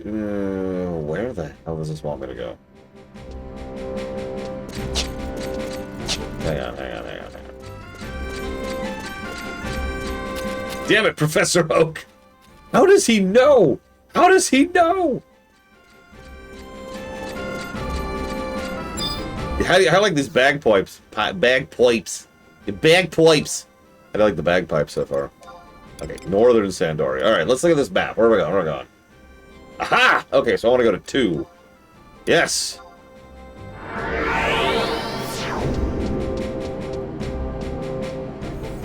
You see why I slowly have learned to hate this song. Okay. It's pretty much the same problem as Machinations, but kind of worse. You know, like it's killing me. It's just okay. So, go to the gate. Oh, I thought I was going to the gate. It's okay. Surely it's a different song. Hey, it's a different song. Oh my god. Never been so happy. Okay, where am I going? Oh Jesus Christ. Forward, left. Okay, I think I know where I'm going. Give me that mini map. Give me that sweet mini map. Manually use the door. The door's locked. Oh god, the door's locked. What do I do? Oh god, I'm trapped. It's okay. This door will not be unlocked. Ah, it's the wrong way. It's the wrong way. Serious streamer here.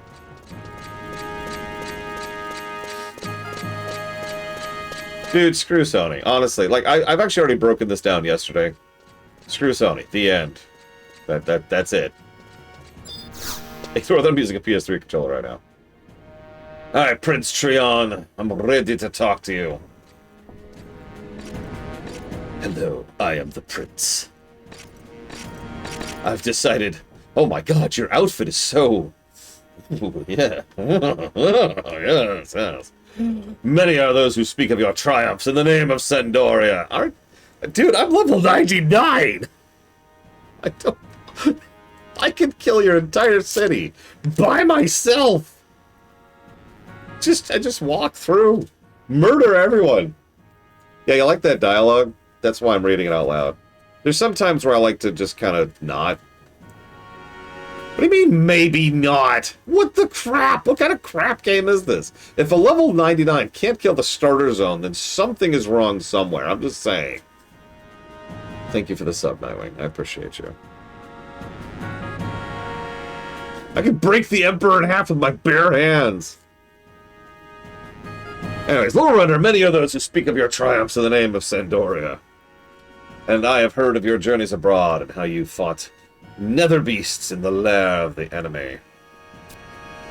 So the return of the Shadow Lord is at hand. Perhaps never will the hand of evil be banished from this world. But always will the righteous stand up to face it. Am I not right, Lord Runner?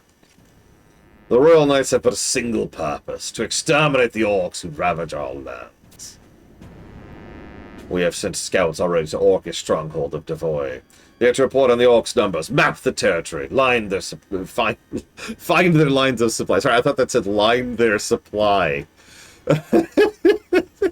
You need to line their supplies!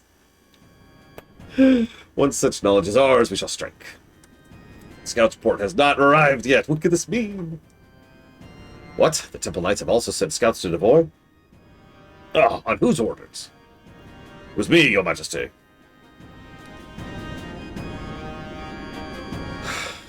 Did I get enough sleep last night? I knew it. What madness made him do this? But we must not be dismayed. I want you to head to Devoy straight away. Seek the Royal Knight... God, French names. Seek the Royal Knight French and take his Royal Knight Devoy report. Now make haste!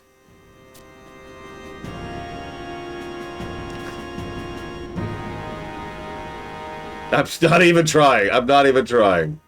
I'm not even going to try to pronounce French names. It's not happening, okay?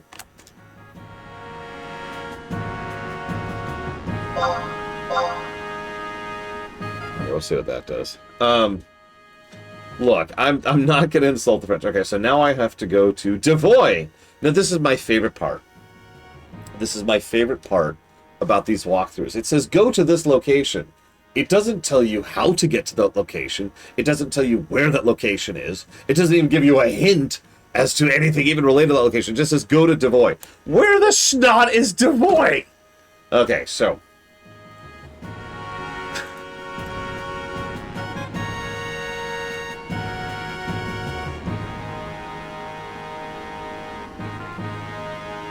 No, meme cartoon. That's all default. Yeah, it's... okay, so... Hang on. So where is... For real. Give me a second. Hang on. Don't tell me. Let's see if I can figure it out before someone tells me. Okay, so...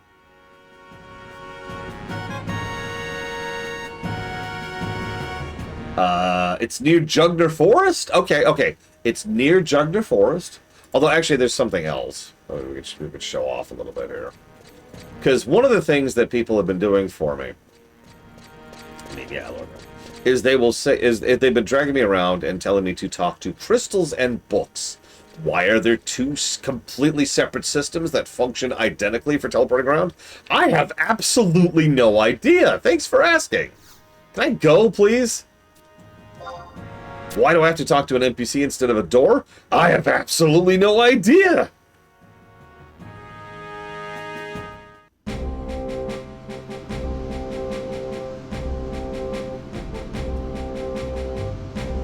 Okay. So.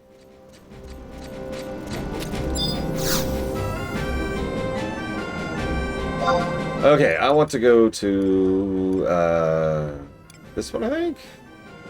Yeah, I think. Find out in a minute.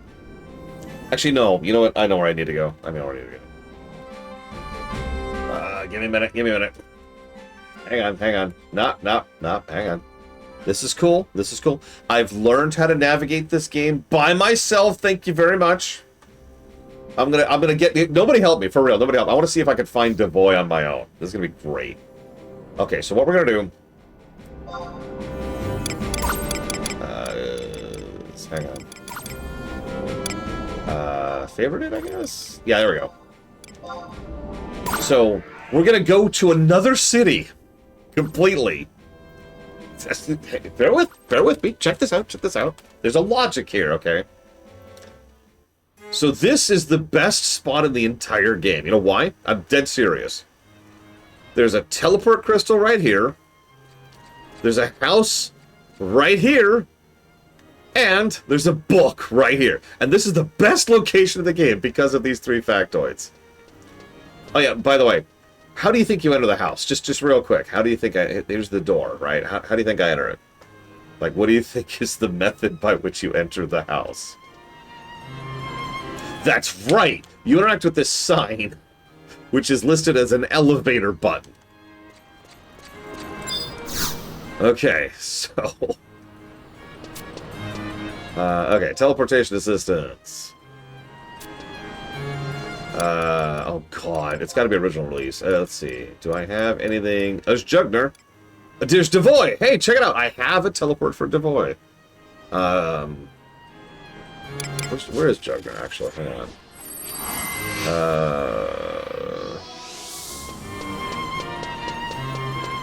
Let's just go to Devoy. Let's just go there.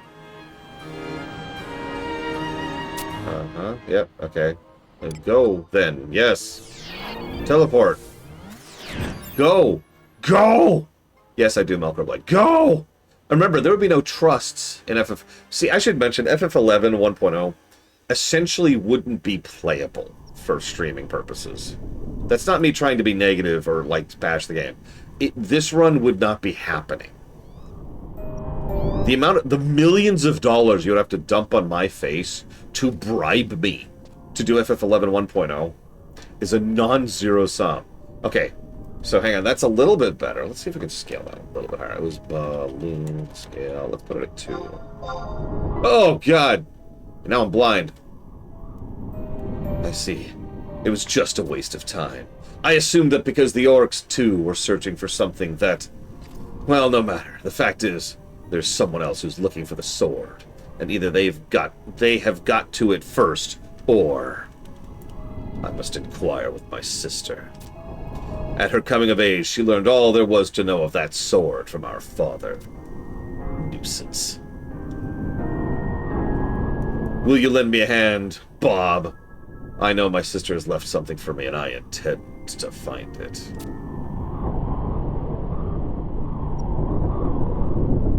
Yes, these guys' necks are next level. Suikoden joke. Alright, so we're in Devoy. Now what? So there's a cutscene. Okay, so where am I going? Where am I going? H7. Okay, my goal is H7. Alright, where am I? So I'm here. Where's H? That's not far from here. This will be easy. This is sweet. Let's do it. This way, okay. Yep, yep.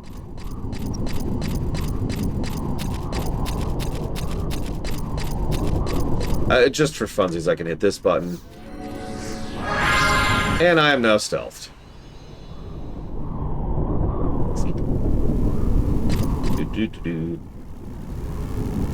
Remember, this is actually why we picked, and I will say we, this is kind of a group decision, Dancer for my off job.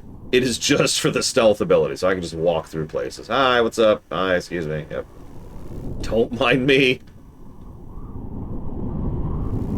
You notice I have no footsteps when I am stealthed, by the way. Something about that amuses me tremendously. It's funny because it does specifically give you several buffs, and one of those makes you less detectable by sight, and the other makes you less detectable by sound, so it makes sense that I'm not making footsteps. It's just funny. I don't have much else to add to that. Alright, so where are we? We are in... Alright, real quick. Someone who doesn't know this game, tell me right now, which grid am I in? There is something that tells me in the game that tells me where I'm at. If you know the answer, don't answer. Somewhere on the screen.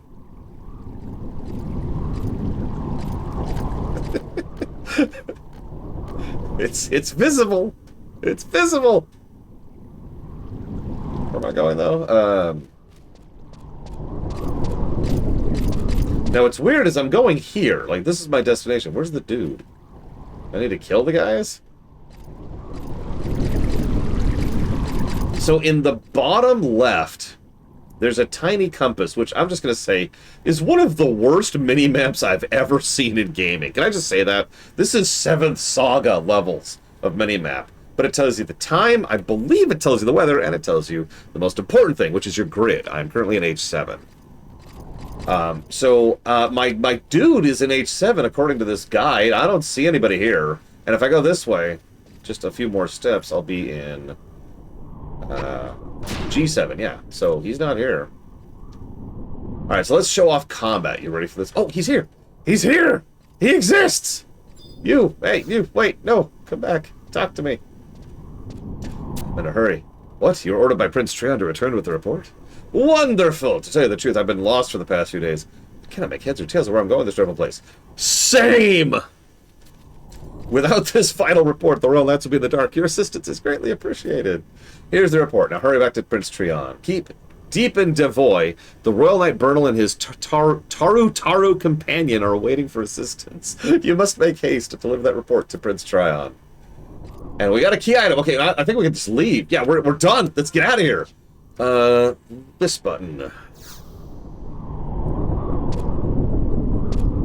Yeah, how do you pronounce that name? Quemaracon? Quemaracon? I mean, in English it would be Cumaricont, right? But that's not English, that's French. The rules are different. Oh yeah, by the way, you see that hearth I just did? Yeah, that wasn't in the game at launch. There's another feature that doesn't exist. Speaking of which, this book I used to get out there, also not in the game at launch. I got 24 guns. Yeah! I'm rich! Sorry. Okay, so. Right, so now, thankfully, I remember where I'm going. We're going to Northern Sandoria. We're going to 2, I believe. Yep, 2. Hell yeah, brother! Oh, yeah. Oh, yeah, sure. Here's the story I've experienced so far.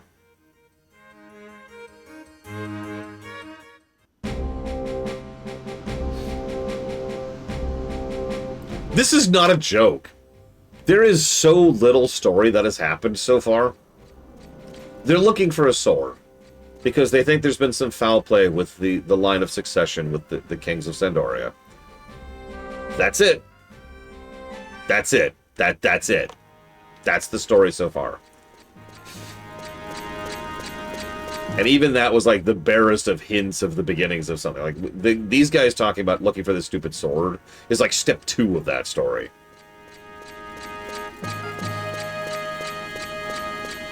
Oh, also the Shadow Lord has returned. That's actually something that just happened, technically, story-wise. But we don't know anything about that or why or really anything about it. You're back. Quick, show me the Royal Knights Devoy report.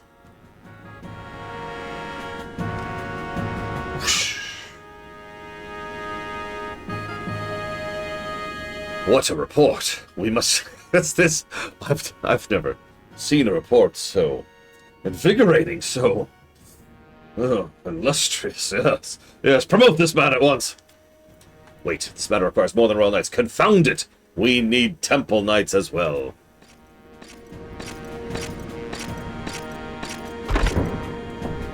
From Bob? Where's Barbarella and Bobina?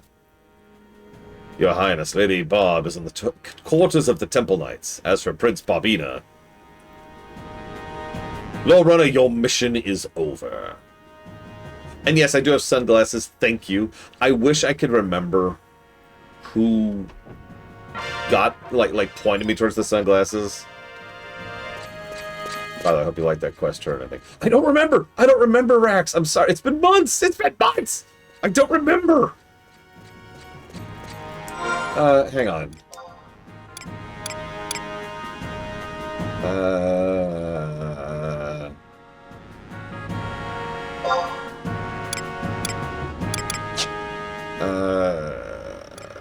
No, it's... Hang on, don't tell me. I can figure this out.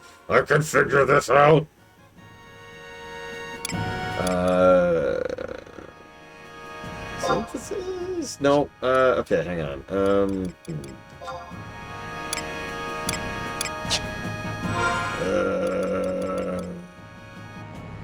I can do this! I can figure it out.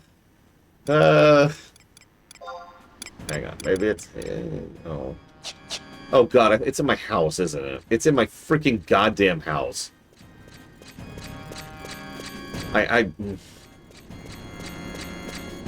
Is there a view house? Do I have a... I do have a view house. Oh, hey. Okay, wardrobe. Yeah, it should be wardrobe 1, I want to say. Nope. How about wardrobe 2? No. How about wardrobe anything? I apparently have some earth crystals lying around.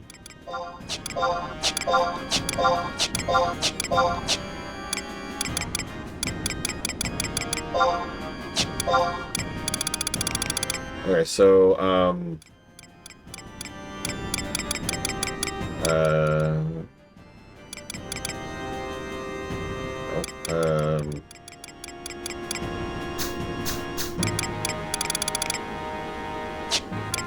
it's gotta be in here somewhere, right? Like, logically speaking.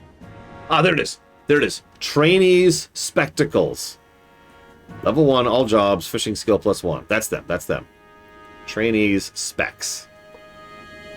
Okay, we found him. You're right, I was not gonna figure that. Stop.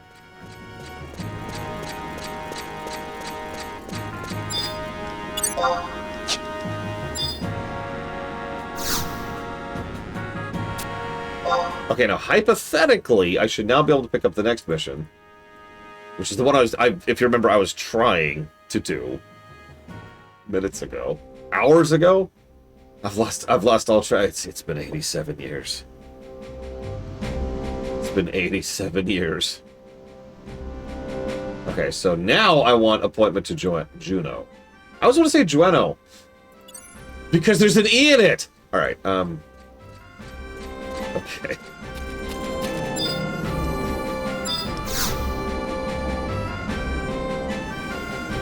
Okay, so let's just see. I'm almost positive he actually will not have what I want, but let's just see, right?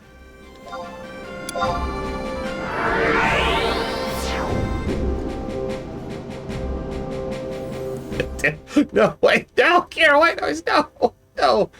In order to change appearance, first open the sphere grid, then junction a crystal to the appearance stat.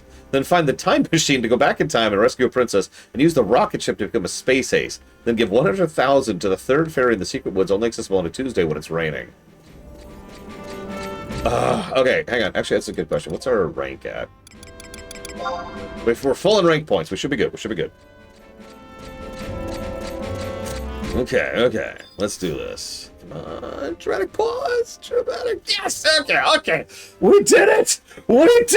It's been an hour and 50 minutes, and we did it. We've started this first quest.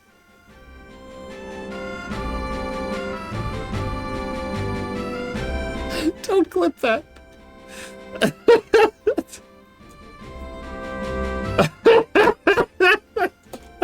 Thank God. Hang on, I'm out of water. I am already out of water. Give me 1 second, please. Oh my God. Oh.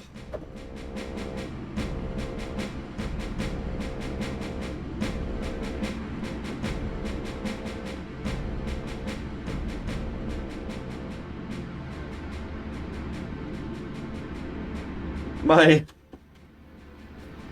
amazing niece put this together for me. It's a watermelon shark. It's a watermelon shark.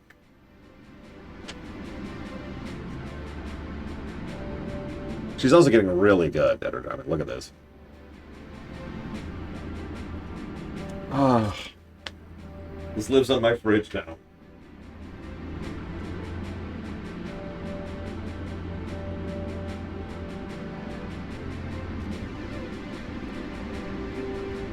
Oh.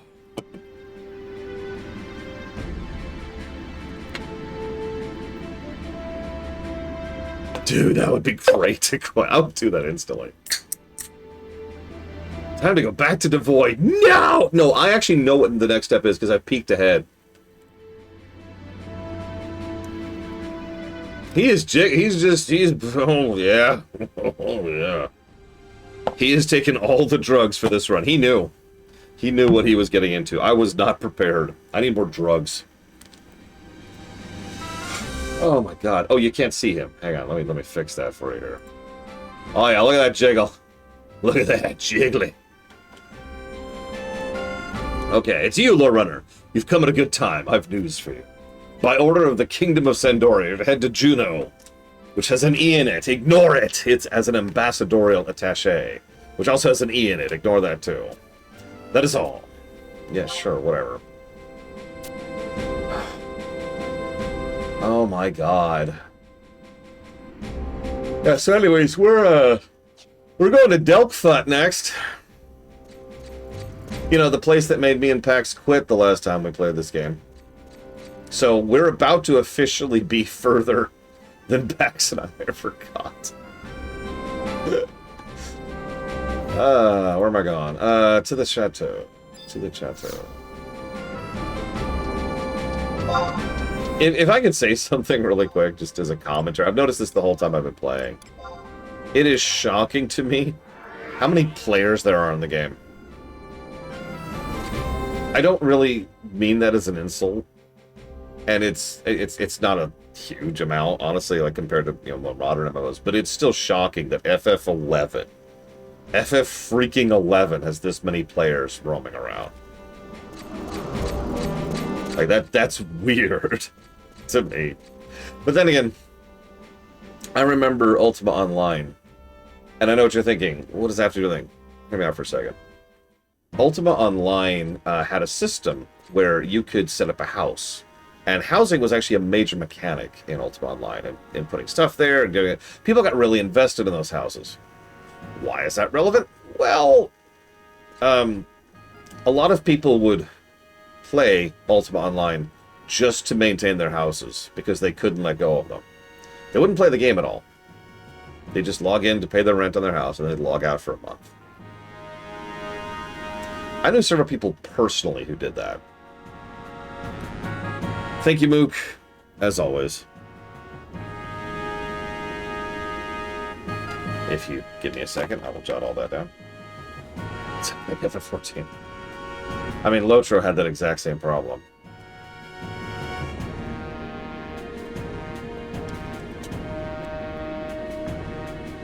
Let's see, it's going towards Trails of Crossbell, Trails of Cold Steel, and Pathfinder, Roth of the Righteous. Done. No, I know, Pancakes. I get it. Or rather, I don't get it. It's one of those things where I intellectually understand, but y'all are on crack. No offense. I do not personally understand, and God willing, I never will. But I get it intellectually. So, it's always a pleasure to see you, Lorana. Who are you? Come, there's something I must give you. This scroll contains an essence of my being. What? Jesus, dude! Those participating in the Trust Initiative can use it to call for formality. Okay. Okay. Okay, that's cool. Can you not do that? I don't give a crap. Hey, here we go. I've been waiting for you. Has sunk cost fallacy ever affected me? Yes, absolutely. When I was a child. I'm actually being serious, though. When I was much younger, I've talked about this phenomenon. I would keep pushing through a bad game. Because surely, it wasn't quite sunk cost. It was more like, at some point, surely it gets good, right? It took me until the SNES era to learn that I can just put a game down and walk away from it. I've been waiting for you, Lore Runner. As you probably already heard from the Gatehouse, you were to report to the Embassy of Sandoria and Juno. Relationship with Juno are vital to maintain the balance of power between our Kingdom of Sandoria, Windhurst, and Bastok. You received a letter of introduction to Juno from His Majesty himself. Great honor this is. Proceed through the door to the audience chamber. The king is waiting for you. Mind protocol. Okay. So I'm going to walk up and stab the king in the face.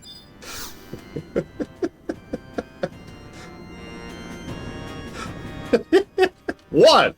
I've got an ambuscade sword. I got this. Stab.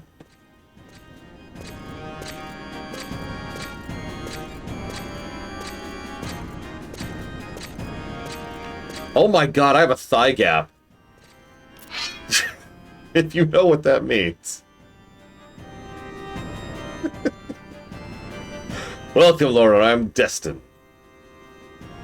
King of Sandoria. Beaties, I've heard of you from Bob. Much have you done for the kingdom, it seems. I'm sure Lord Halver has told you. We decided to appoint you to serve in the Embassy of Sandoria. Recently, oh my gosh, recently we lost one of our staff there, but do not be alarmed, for you shall serve under my direct appointment. Take that letter of introduction with you and depart for Juno.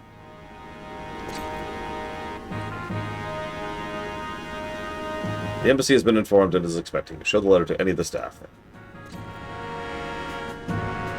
Depart as soon as you're able. Don't worry, I'm in a hurry. I kind of get on with this a little bit. Yeah, by the way, if you ever hear me use the FF14 names for these races, it's because those are the ones I actually know. And I'm going to be really honest, I kind of don't respect this game enough to learn the FF11 versions of these races. Especially since they're the same goddamn races. Now, where am I going?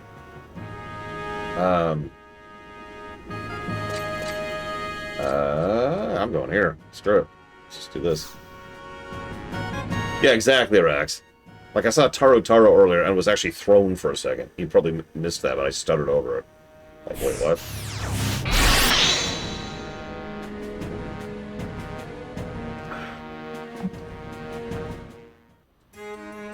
Okay, where are we going?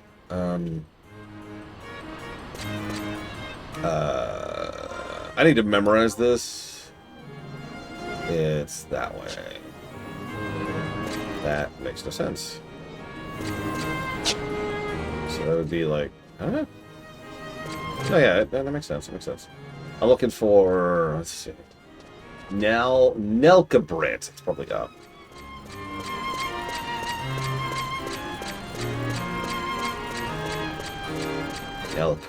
Nelkabrit. Hello, Evo. Welcome to hell. We did it, Evo. It took us an hour and 40 minutes, but we did we found the first quest. Now, I am slightly exaggerating.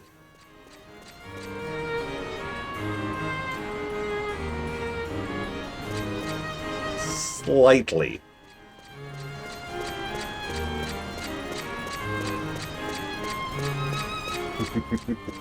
Oh yeah, speaking of which, there's actually a feature in this game. I do like this feature a lot. This is not actually a joke. So there's Nelkabrit right there. See that?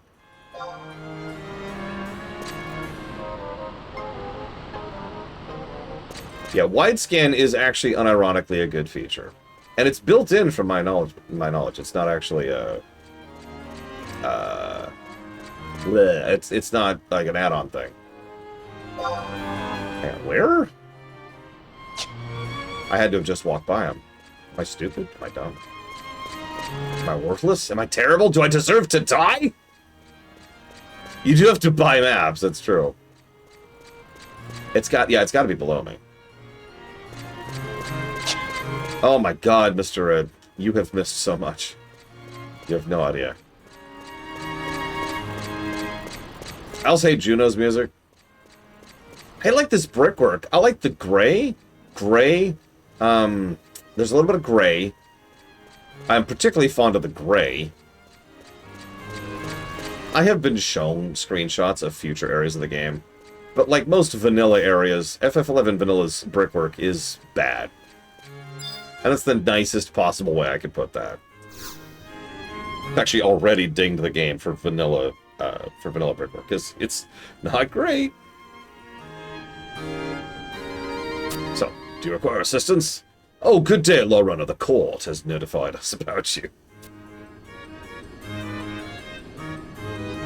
I'm afraid the ambassador's away at the moment. You've heard of Delkfoot's Tower, have you not? Yes, I have! Oh, God. Oh. Vietnam flashbacks. Just, I'm not joking. I'm almost positive this is the place that broke me in PAX, that we just gave up on. The ambassador is presently inspecting that area. Her Excellency is scheduled to return soon, however. Good day. Oh, sorry. Good day. I'm the evil one. You can tell by the music.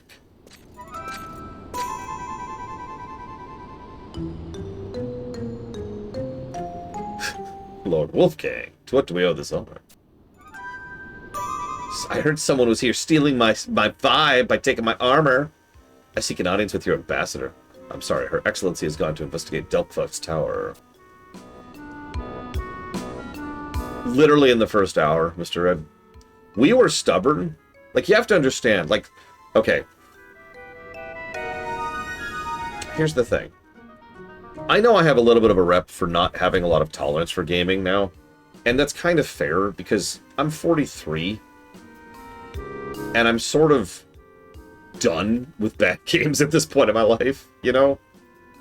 But you have to understand that if I have any reason to push through, then I will. I just proved this, because I just played through FF2 without cheating on the NES. Like, I can do that. I just have to have a reason to do it, right? But in general, I tend to respect my time. I mention this because me and Pax were pretty devoted to giving FF11 a real shot the last time we played it. So we really, like, we started playing the game and it was just an immediate, oh my god, this is going to be horrible. And we both knew it. We both knew it was going to be a nightmare fest. But we really wanted to play through the story and try it out and just give a solid attempt at it. And if it was good, we were going to try and convince everyone else, like Gary and Don or whatever, to try and come join us. So we're like, all right, we're going to give this a real solid attempt. And we spent probably about 2 weeks, I want to say, getting about to this point. We were doing the Windhurst version, but this is the same quest, regardless of which city-state you are. And this was our wall, because, again, we ran into a group wall. We ran to the point where we were physically incapable of playing the game, and it was like, well, we tried. Anyways, I would ask your ambassador to avoid such dangerous places. Or is it by order of your nation? Excuse me, is the ambassador in residence? Mon Bureau, what business have you here? Wolfgang, how have you been? The ambassador has a rare affliction, and it's time for a checkup. I say this to you as a friend. Keep a safe distance from foreign dignitaries. I told you before that disease knows no borders. Every patient needs a doctor. Nationality and status matter not. Medicine sans frontières!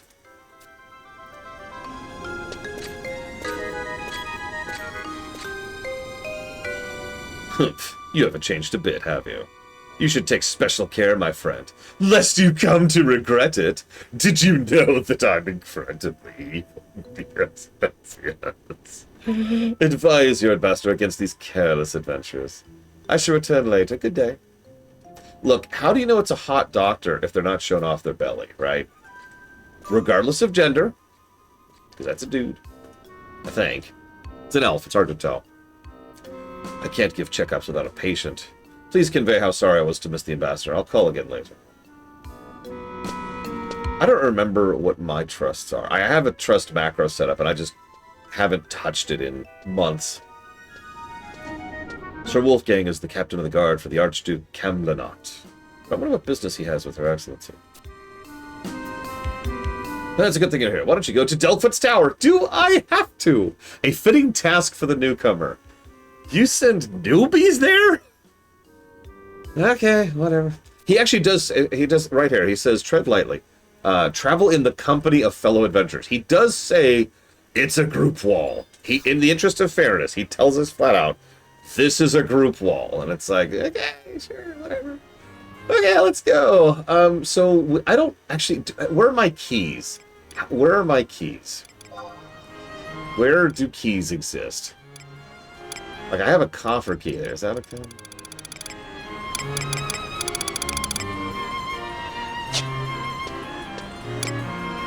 Hey, DeQuack. Is it just... It's just inventory, isn't it? It just takes a... It's awful, isn't it? No, it can't be, because I know there's, like, quest items in this game. Right? Am I wrong? Anybody? No, Evo, I must bow! Before I read what you say, I must bow as low as... Stop bowing!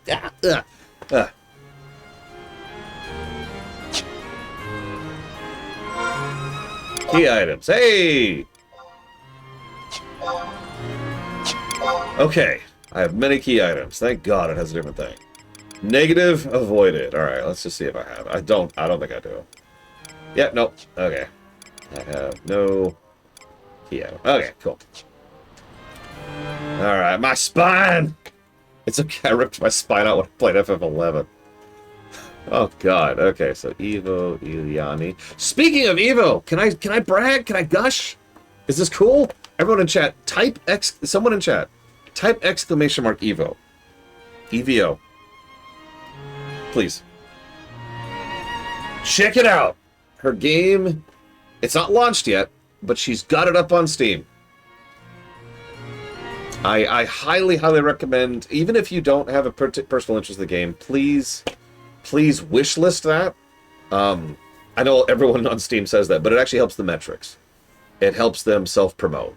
Yeah, she's actually working on a demo version of the game right now that she's going to be pushing out. And I don't know if I should say the other part. That's up to her.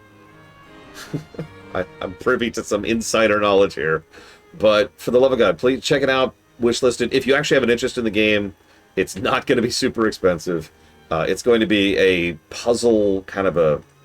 Yes, Pillars of Snow. That is a dude riding a giant capybara. It's going to be a puzzle adventure, like, kind of a game. And you can see the brilliant artwork. She's done all her artwork by hand. It's all her. It's great. I love it. I'm super proud of her. It's called Meadows of Eternity. You just saw 3 links to it in chat, Meadow of Lord. Has FF11 given me joy at any point? Meadows of Serenity has given me joy. Does that count? Does that count? Okay, so let's do this legit. Let's do this legit. Just this once. Let's do one dungeon in the game legit, on purpose. Because this was the big one, right? This was the barrier for me and Pax. So let's see how bad this is. So, hang on. Okay, so we need to... Give me a second. Yeah, let's not... Yeah, Evo Studios. I'm so proud of her. I really am. I'm just gushing. When she first was getting the Steam page up, I was just grinning from ear to ear that she was managing it. She's so awesome. All right, so let's see if we can figure out where Delphoot is. It says it might be here. Is it on this list, maybe? There's a lot of areas, by the way. Nope. Okay. Okay, so let's figure out how to get to Delphi. Let's do this. Okay, so...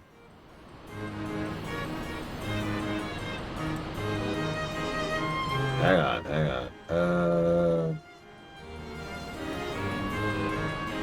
Okay, so lower Delphi's Tower. Hang on. So this is near Kufim Island. Okay, so I actually do know where that is. As it happens, I have a thing there, yep, right there. Thank God I have a good memory for names. I do. Because otherwise I would just be so goddamn lost. I get to show off my mount, too. This is the only mount... I've actually looked at every mount in the game. I had my pick of any mount in the game. And by coincidence, the second mount I got is the one I like the best. I've actually already shown off this thing. Check it out. Sup. I love the walk animation, too. Love it. Alright, where the hell am I going? No, Rax, actually. Okay, so we're going for Delphuts, which is right behind me. I'm going the wrong way. Okay, it's good to check. We have checked things. I love this mount, unironically. No rush. I mean, is this the tower? Is this the tower? This has to be it. This has to be it. This has to be it. Right? Yes? No? It's supposed to be an iron golem, believe it or not. Yeah, okay, lower Delphuts Tower. This is correct. This is right. Oh, man, look at those textures. Ugh. You know, textures like these make the reviewing process all the more worthwhile. All right, let me unlock the book really quick. No! No, do not start the previously postponed storyline Chains of Promathia. What? Alright, here, I'll go outside, Rex. I'll go outside. I want to see your thing. I want to see your thing.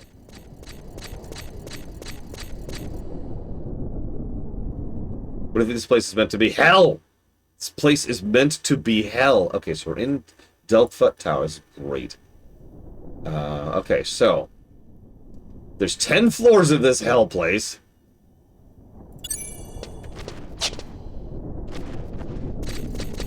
Yeah, it's from Stranger in Paradise, but I don't remember. Oh, you both have that mount now. What is that thing? I notice its graphic is bugged. You notice that? I don't know if you can see it on stream. You could see the PNG outline. Like...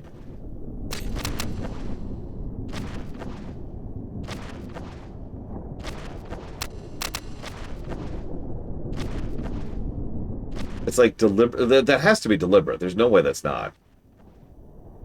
Like, that's too overt.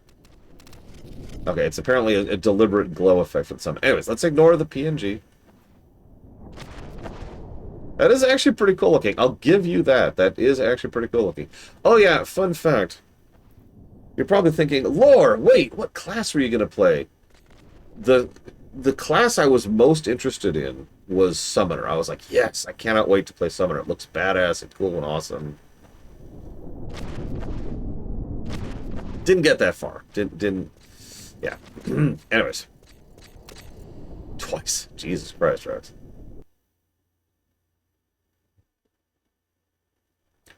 Alright, so let's hear this amazing music. Does music just not play in here? Is that a thing? It's a real question.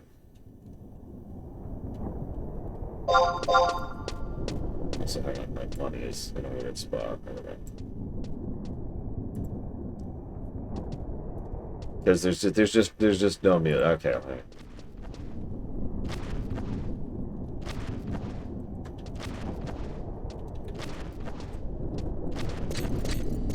So hang on, don't worry. I have this thing called music. I know FF11 has never heard of it before. It's this brand new concept. This is what do we think? Like cave? Let's just do cave. Cave feels appropriate. Let's play music appropriate for this place. There we go. Yes. Yes. That is the music for this place. Alright. Let's see. So we're going up. This is a great map for determining what up is. What? Huh? What? Oh god. Okay, so it's, there we go. And then this button. Damn it, I wasn't ready.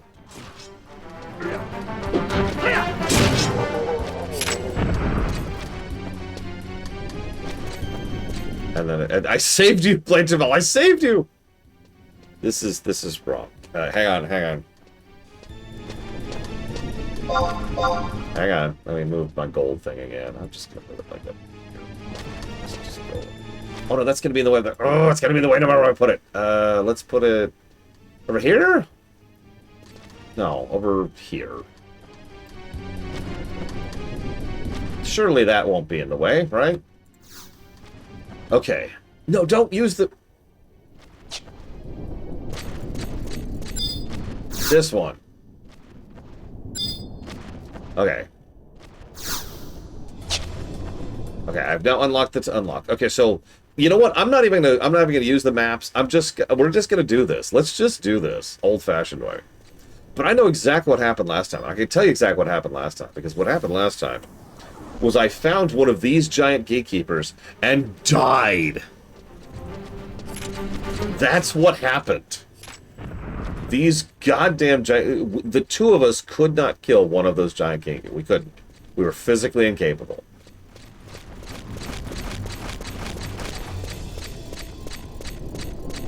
This is not a joke.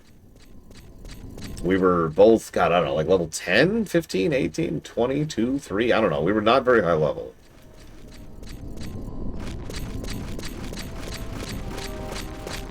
And it was just the two of us, and that was that. Okay, so there's just this giant empty room here. It's just a giant empty room. Oh my god. Okay, okay. No. We're balling. We're doing this raw dog.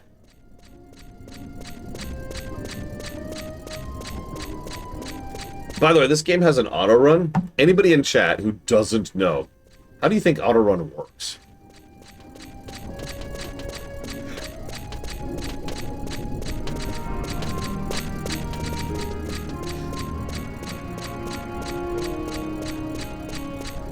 Toggle,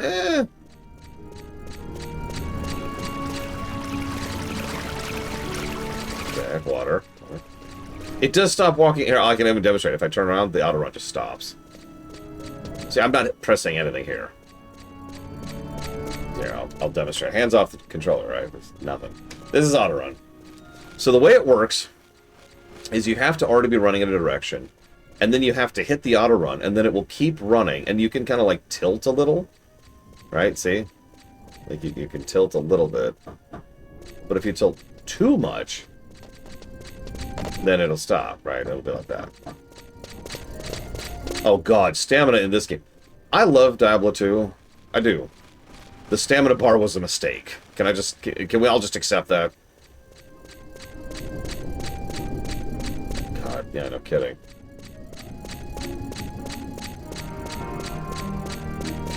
Okay, so at some point, I'm hopefully going to find something that looks like a way up. How was the PS2 experience of this game? Well, I failed to even, like, play the game when this first came out. So that's all I got on that. Anybody actually play this game on the PS2?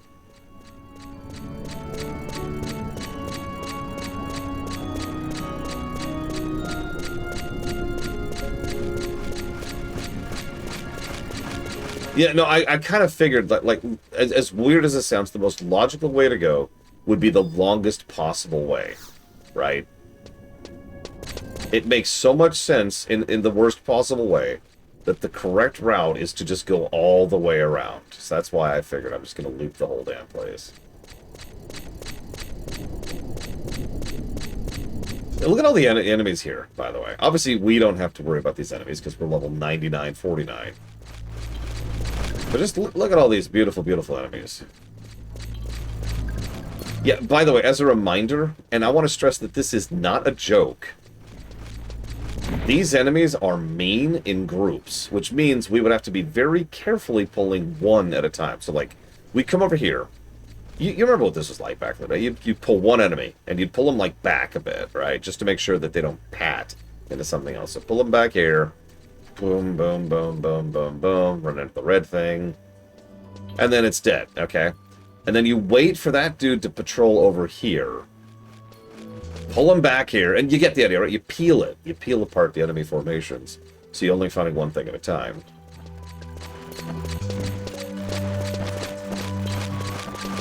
Thank God we don't actually have to do all that. I know that I'm trying to show as legit of this dungeon as I can, but even I am not that insane. Okay, so we're up to level 2 now.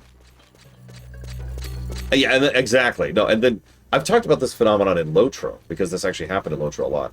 You would carve your way into a zone, like an elite zone, and the respawns would respawn behind you, which would mean you'd be trapped. Like, there's no escape at a certain point. You're stuck. And if anything goes wrong, you have to start all over, because, you know, the way is shut. A lot of old MMOs had this. Yeah, and I guess, how many floors do you think there are to Delphat's Tower? Notice we're already fighting higher level stuff than the giants down below. What is with this stupid, like... It's apparently a bug? Yeah, I don't know, whatever.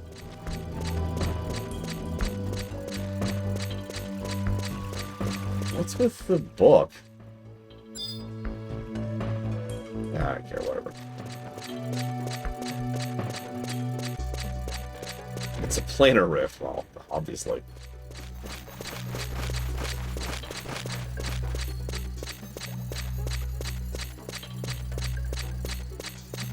God. This does lead to an interesting philosophy question, though. And I mean this legitimately. Ah, gotcha, Rex. Got a level. I'm trying to think how to phrase this. How do we... We've got our circle. Perfect, perfect. How do we review a dungeon that we're just walking through? You know, because we're level 99. Like, there's a lot of connected points here, but that's the fundamental idea, is how do we review Delphi, right? This is mandatory. This is MSQ. We gotta go through here.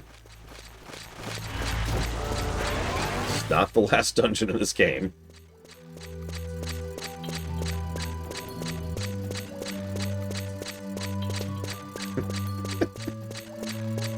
Multiply the playtime of the dungeon by 3.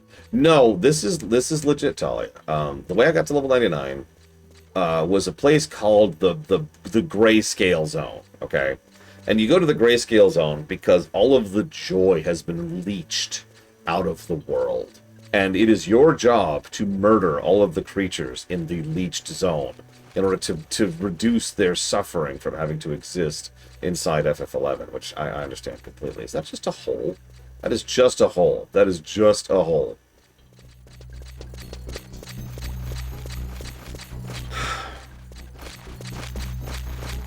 But yeah, we went to Esha, and they just power leveled the snot out of me.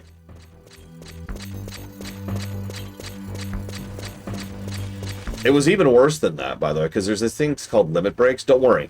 Because I have already done the limit breaks, I have already given many negatives for the limit breaks. Because they suck. The very idea of a limit break, if I might be so bold, is a very terrible concept. Can I just say that? Yeah, each limit break quest increases your level cap by 5. There are many of them. They vary in quality. I will give that. Some of them are just, okay, whatever. Some of them are kind of neat. Some of them are, go find these 3 rare drops off of 3 rare enemies that might spawn in these zones. Have fun!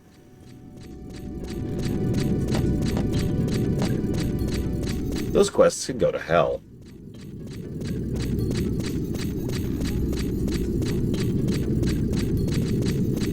Yeah, I'm 100% certain. Yeah, play rock, paper, scissors, but each time the NPC cheats.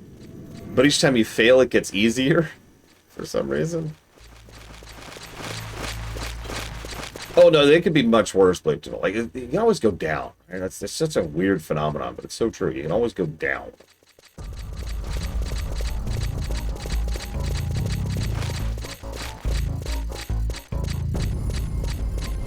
Whoops, I'm going the wrong way. Sorry, I'm getting distracted here. I want to go this way.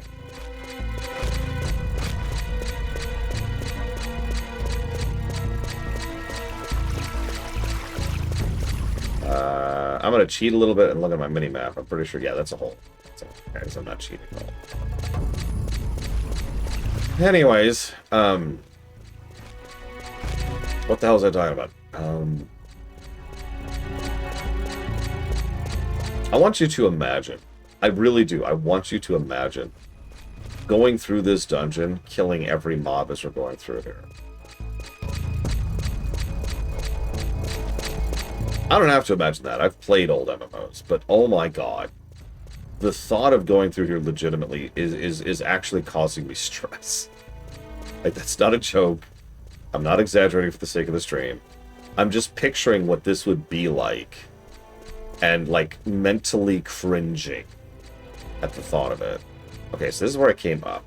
Alright, shoot. Perfect. Oh, yeah, no, this is your day.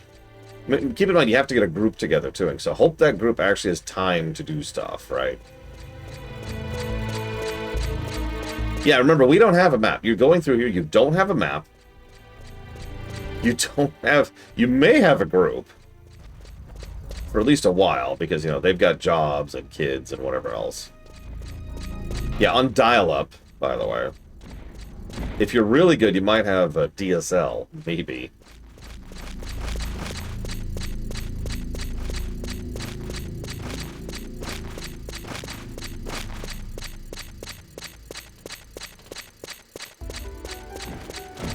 An old woman, Rex. Sorry. Old woman. Okay, this has to be the way up. It has to be. So let's see what this thing does. This... Sure.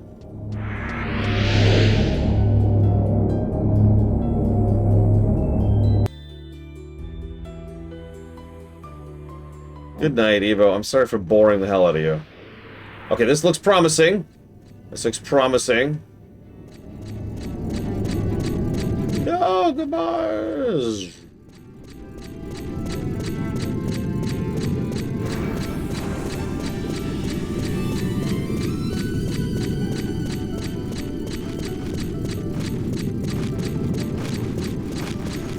Yep, we've made it to the middle. After this one, it's whatever. Mr. Red.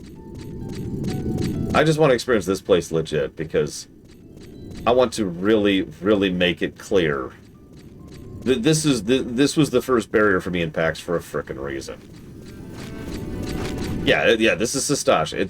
That's a really great comparison point. It's where the stories merge, it's where the plot has just started, and it's where a bunch of people would be grouping up there, because this is a bottleneck, right? In MMO design, bottlenecks are actually very important. Because, unlike in most games where bottlenecks are bad things, in an MMO, a bottleneck forces a lot of players into one location at the same time. That's a good thing. It encourages a lot of players to then be there and then help each other out, right? Now, there's still bad bottlenecks in MMOs, but the concept of the bottleneck can be a good thing. So here you go, bottleneck, boom.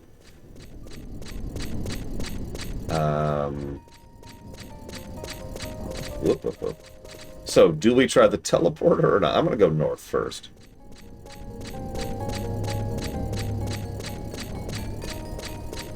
Let's see what we got. What we got? Is this a staircase up? It is. Okay. Yes. Hey, Ross. Welcome to hell. Oh, Ross, this is just for you. Hang on, hang on. Just for you. Here, enjoy it. Enjoy it. Soak it in, Ross.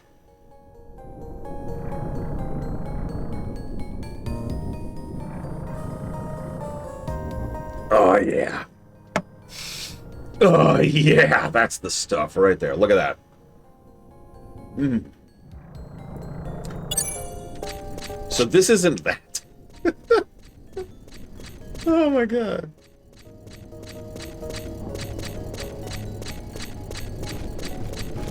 It was. No, it really was, Mr. Red. That's... I commented on that earlier. Sakaguchi in particular. This is not a joke. Was so impressed with EverQuest's graphics that was one of the biggest reasons they wanted to bring EverQuest to Final Fantasy. This is a dead end. So I keep peeking at my minimap. I probably shouldn't be.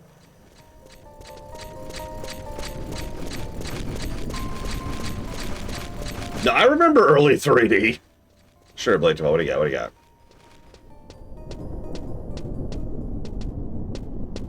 got? Oh my god, are you really? Yeah, no, I've actually seen, yeah, there's your lag gap right there. Oh my god, that would be amazing, Talia. Oh, ooh. But yeah, it really needs to be rehashed. And I mentioned this speech earlier, so for those who didn't miss it, I've always felt weird because I went from late SNES to early 3D, right? Early PS1, early N64. And I'm sorry, Yoshi's, you could track it literally, FF6 to FF7, Yoshi's Island to Mario 64. It's a big step down, right? It is a huge drop in quality. And I thought that then, when 3D was new, I did play Star Fox when it was new, and it was like, wow, that's rough. Yeah, it was multiple steps back, which it makes sense from a third person perspective, from like a technology perspective. It's logical because we don't know what 3D is. We're still figuring this crap out. But man, everyone was all like, "Oh my god, it's 3D," and I'm just like, "But Yoshi's Island." I mean, hell, to go the Sega route, what would that be? That would have been Sonic 3 and Knuckles going down to Sonic Adventure, right?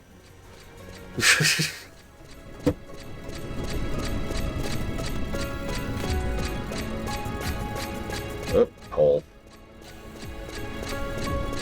Did they play like Mario 64? No, they played like good games, Talia. Oh, excuse me, Sonic R. I have no familiarity with Sonic R, so I don't even know, but... Is that worse? Because Sonic 3 looks legit, and Sonic Adventure does not. No offense.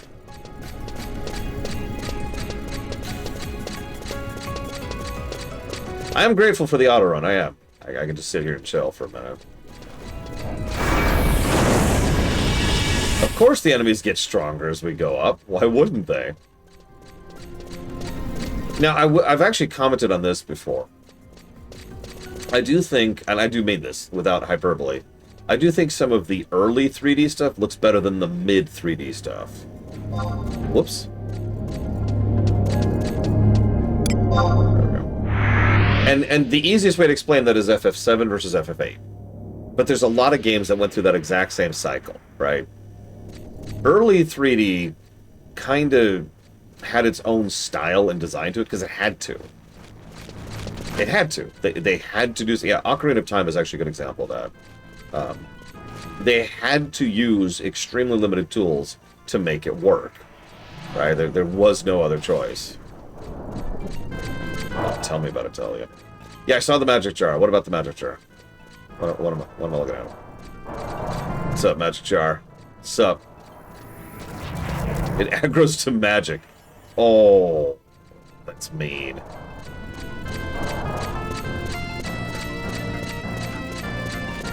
A lot of early 3D games had to they had to work with extremely limited rendering, extremely limited polygons, and terrible textures or no textures at all. And so a lot of the good designers, a lot of the good artists actually did something with that.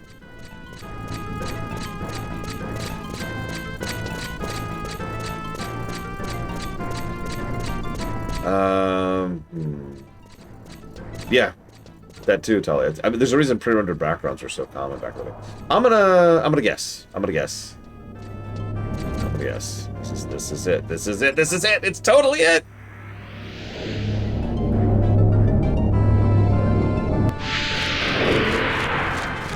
Where are we? Did we go back? I don't know where I am. I have no idea where I am. Oh no! Okay. I'm gonna peek at a map for a second. Where are we? We're on 6th floor. Okay, that's hypothetically a good thing.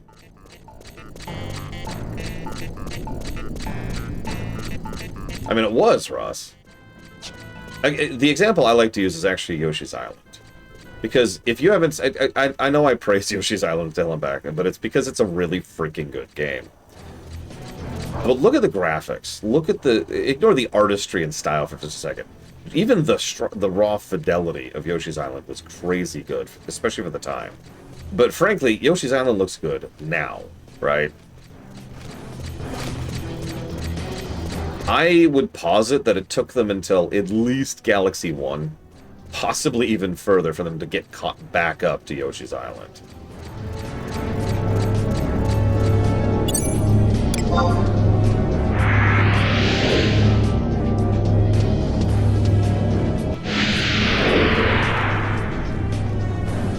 Hey, deja vu. Okay, so we're back here.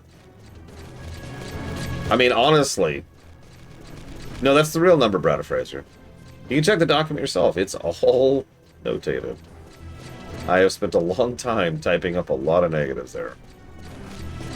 I think Odyssey looks better than Wonder. Ooh. That's a tough one. I'm willing to say pass on that, because I think both look very good, for different reasons. Are you kidding, Rax? This stuff is high enough level, it's actually aggroing Rax. Jesus Christ. Okay, so we're further up. So, by the way, the reason we're here is we need a key, which is ostensibly on the 10th floor. So we're probably on floor, I want to say 8 right now. This is a guess. I'm trying to not look at my map too much to get as legit of an experience as I possibly can here.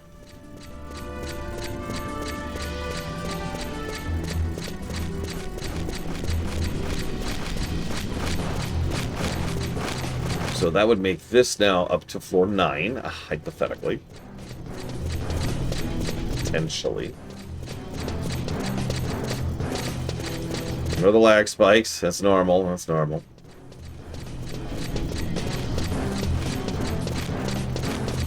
A lot of big bats up here. Oh, excuse me. Excuse me. Oh, this might be it. We might be on the final path. This is down. This is down. This is down. You know what? Okay. I'm gonna trust. I'm gonna trust and go down. Going down to go up is a common thing in these kind of dungeon crawlers, so we're just gonna trust. This is all fine. I feel the force flowing through me.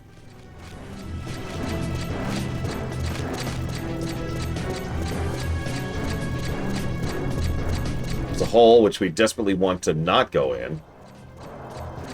Whoa, whoa, that... You didn't see that, but he was trying to shove me to the right.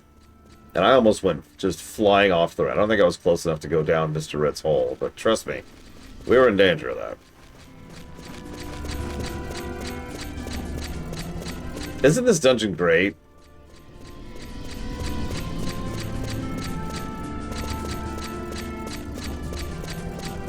Okay, so I think we're back up to floor 9. Think. Again, I'm trying not to look. Just gonna look around here a little bit.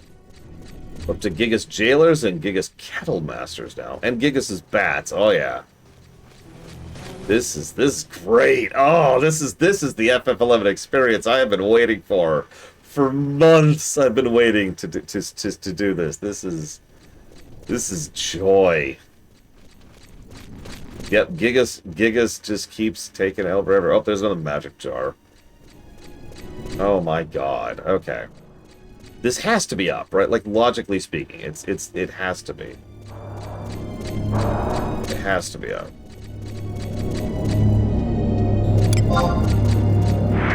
It's the only thing that makes sense. Why is this dungeon so bad? I mean... These people... We're at Upper Tower! These people did not know how to make... any of this. This was their first MMO. Their first exposure to a lot of concepts like netcode. Like, it's just... Oh god, I'm getting loot. I don't want loot. How do I not get loot? What the?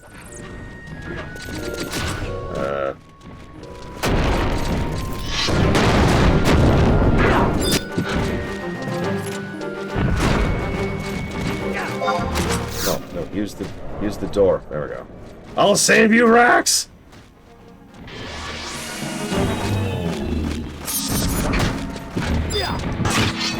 Gigas Torturer? Gigas! Okay.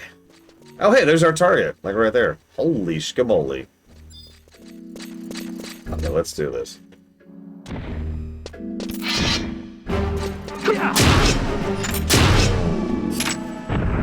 Yeah, by the way, I actually have really, really good gear. Alright, here we go. Oh, sorry, Dream Whisperer. I found a key. I found a lot of keys. Okay, yes, how do I roll? I would like to roll on that. I'm gonna pass on that. I don't want any of that crap. I do like how he drops multiple keys. I bet you money he didn't used to. As I say, guys, I think I need you to pass so I can get that key.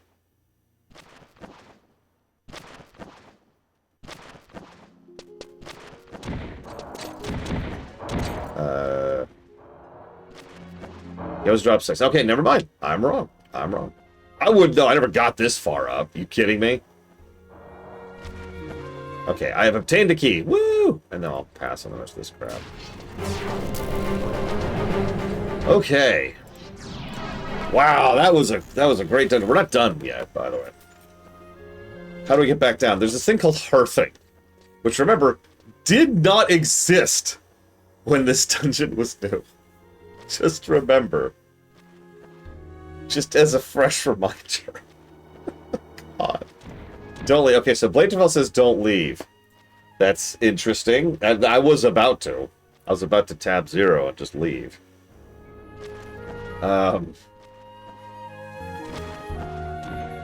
Okay, hang on. So let me pull up the walkthrough. I've been deliberately ignoring the walkthrough just to really get the thing here. So yeah, this is an easy triple negative level. Like, honestly, I'm being kind and giving this a triple.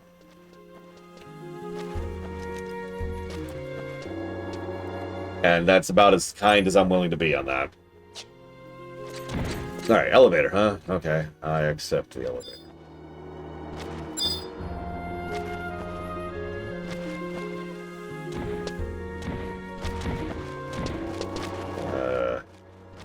Hang on. Walk through. Blah, blah, blah. Okay, kill him. He'll drop 6 keys. He takes 10 minutes to respawn.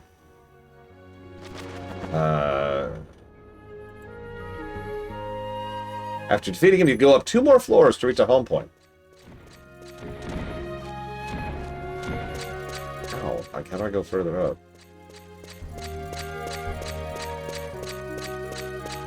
Oh, whatever. I'll just do that real quick.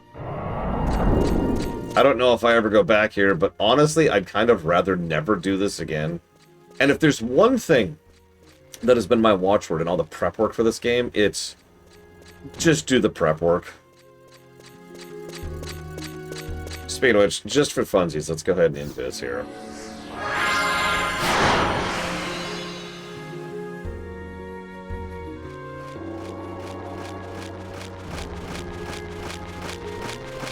Meridian 59. What the hell?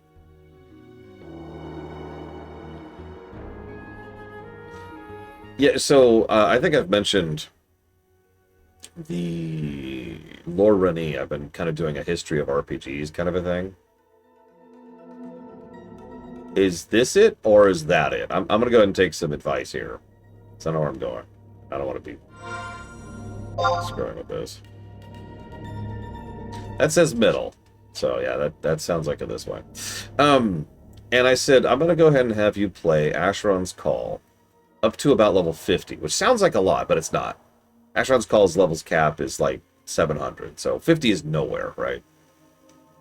And I'm going to have you try this out, and I want you to experience the good part of the game, because the moment you get past 50, the game just nosedives. Sound familiar? By the way, have you noticed that Rax's health is still low?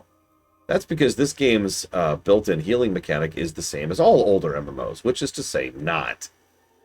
In almost all of the old MMOs, restoring health was something that just kind of didn't happen, or happened arduously slowly.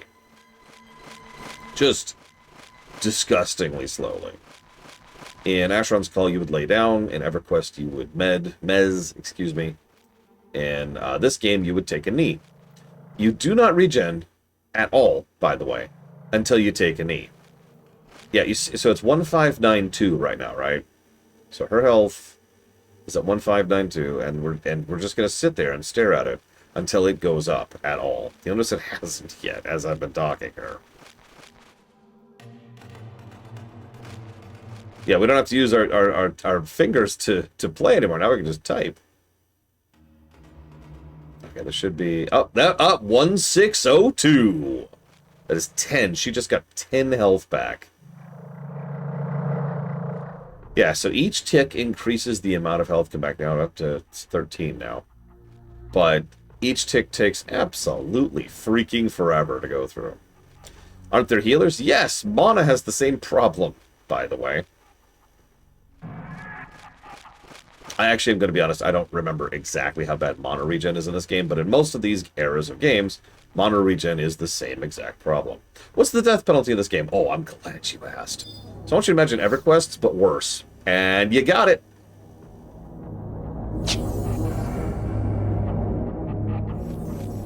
Level. They added a whole graphic for leveling down. They really did.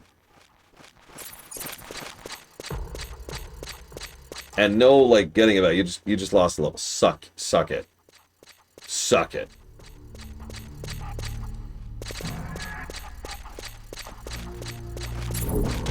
Nowadays, the penalty for failure is much less. Yeah, I did actually aggro something. A Jotun Wildkeeper. So this is a good time to show off something else, by the way.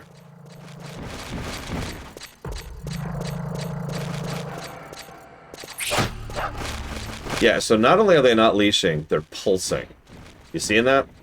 There's a term for this. It's called a train. You'll notice I've lost my mini-map, so I'm actually kind of going blind now.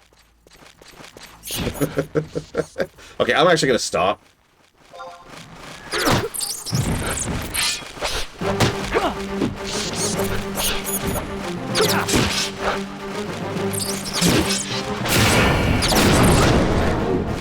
Okay.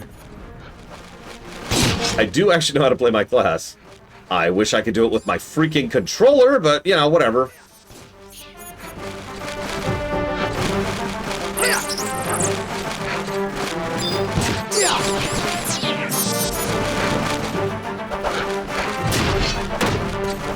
Like, if you ever see me doing this, this is the action of me reaching up to press one of my hotkeys.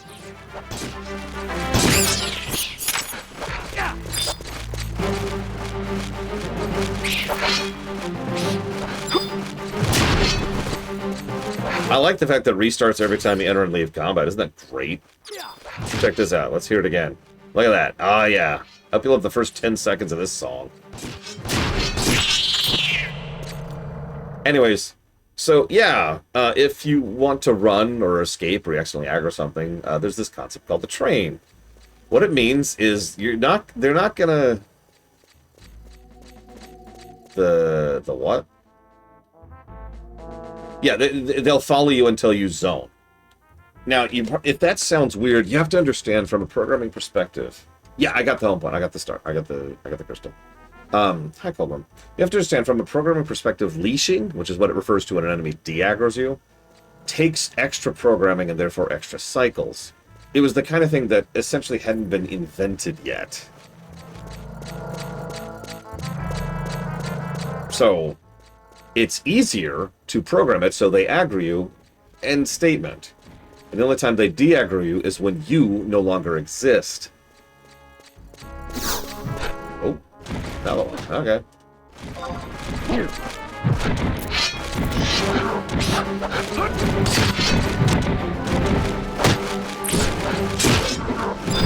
Guy over here. Alright, so Summoner. So the reason I never got Summoner, I guess I can explain. It's a dumb story. Yes, it was PM Trix. The original, so I wanted to be Summoner because Summoners looked cool, and I like Summoners in general in Final Fantasy games. So I'm like, yeah, I can't wait to play a Summoner. The first and most obvious reason I didn't play Summoner is I never got high enough level to even start playing as a Summoner. Like, that was completely off the table. But there's other problems related too. See, Summoner is not a starter job.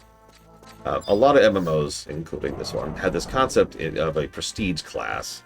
You get the prestige class, and the prestige class gives you advanced, super awesome jobs of awesome. Also generally known as the real jobs that they have balanced most of the game around. So, I would have to get to a certain level, unlock the prestige job, and then go do whatever quest in order to then be able to access it. So, that would be cool. There was another problem associated there with Summoners. How do I put this into simple terminology? So this is an MMO from 2002, and party AI is not great. Like, pet AI is not great. Do I have to trade the key to this stupid thing?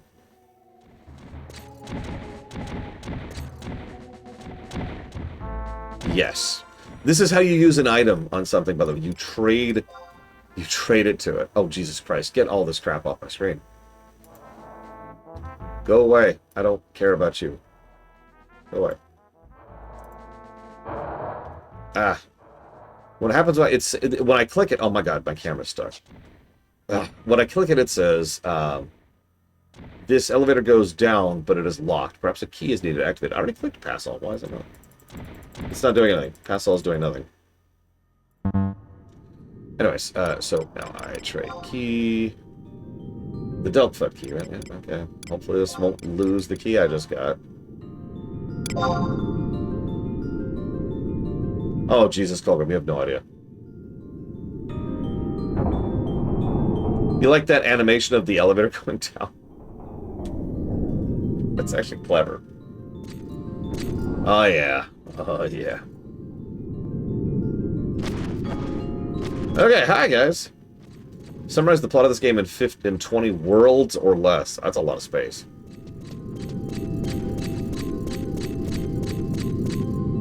Yeah.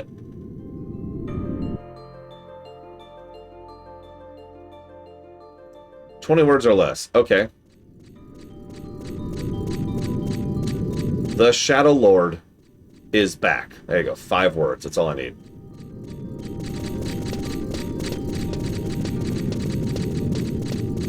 I'm dead serious, by the way. That's not a joke. That's not a meme. Yeah, if I wanted to turn it into a meme, I would say somehow the Shadow Lord has returned. But you notice I wasn't going for a meme. I was just going for a straight answer.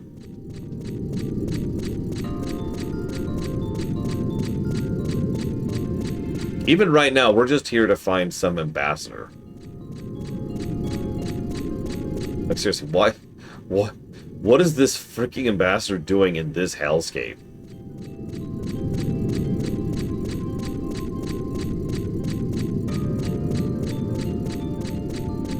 This is, what a thrill. What the crap? We're down to upper.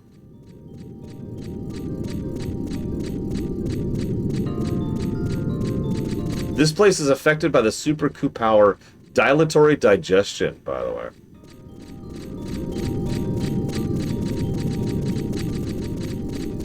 I've always said, legitimately, that being able to summarize something without losing the nuance of something is a tremendously difficult skill. It's something I like to practice as a writer.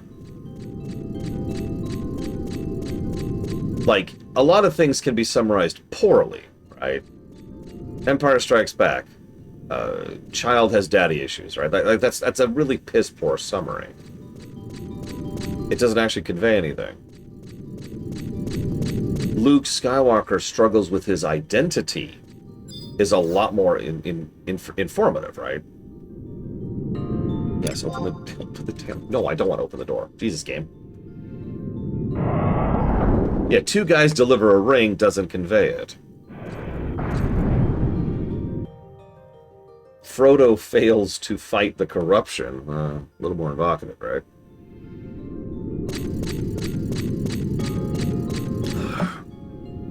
Oh my god, there's a lower.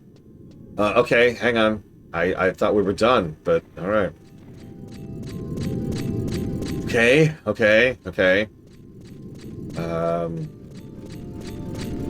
Guess we'll left wall this a little bit. Okay, well, let's try the rooms.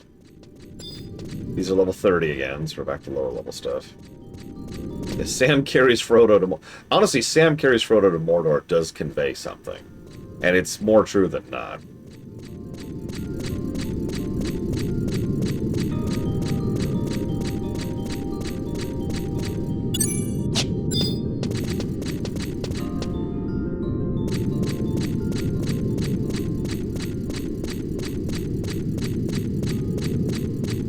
This is great. This is everything I wanted.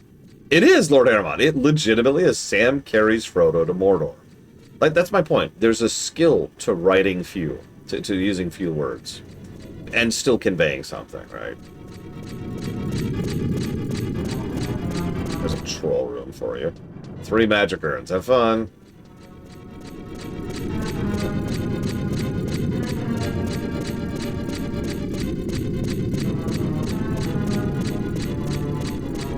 I mean, almost every Zelda game could be summarized by Link rescues Princess.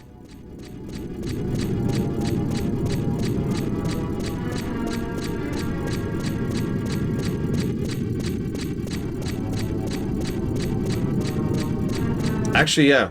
Frodo is, in fact, a burglar. That's not a joke. Okay. Sam is a guardian, fun fact. Gimli is the prototype for the, I forget what it's called, but it's the two-hander guardian.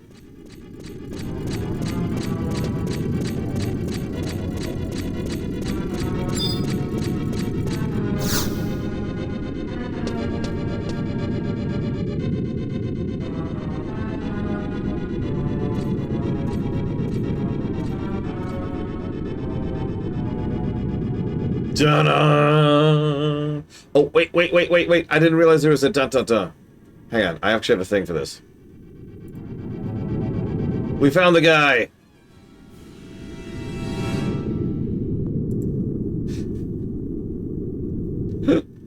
I replaying her. Who are you? Not a foe, it seems. I'm glad you found me. I'm Jima, ambassador of Sandoria. So you were sent on a mission to the embassy in Juneau. I see. I'm truly sorry I had to come to a dangerous place like this. Me too!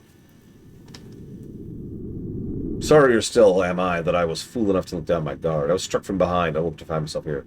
To think, if you hadn't happened by...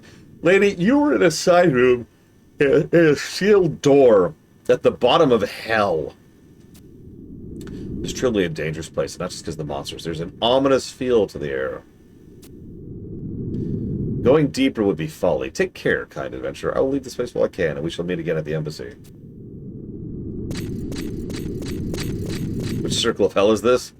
The 9th. I don't know who I betrayed, but I deserve to be here. Okay, hang on. So, blah, blah, blah, blah.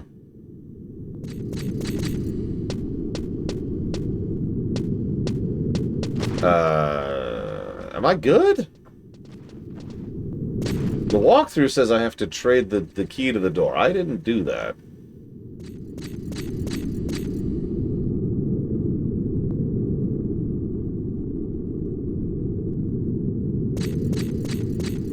Hang on.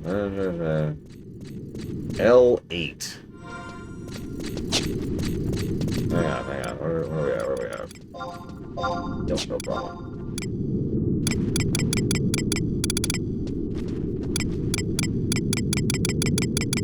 Oh, there's the Delta key. Go explore more of the dungeon. Ah!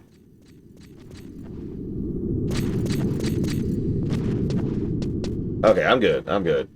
So now we leave. Now, real question, for those of you who don't, have a heart, how do you think you leave this hellscape? What method do you think exists to leave this nightmare land? I'm actually curious. I'm actually curious, because I noticed there's a path down here. Let's see where this leads.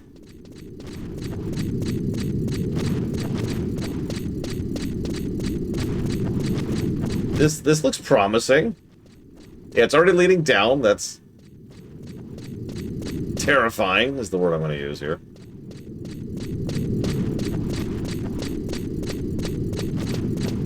Soaking in the vibes. Soaking in the vibes.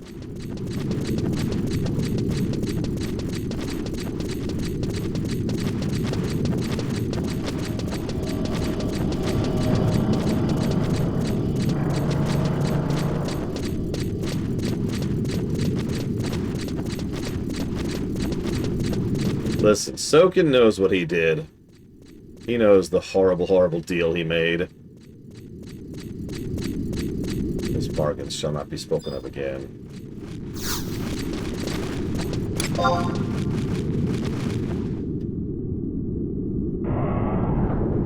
Cutscene for this. Jesus. Okay. Yeah, I just had a horrible thought.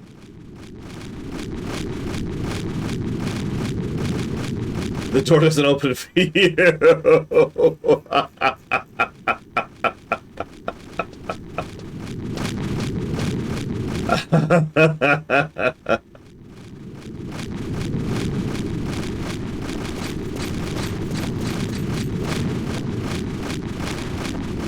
Hang on, where's...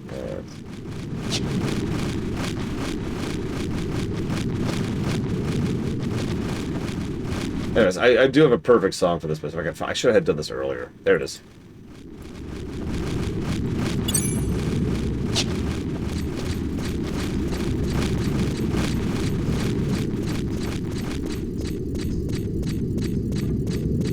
You didn't even hear it.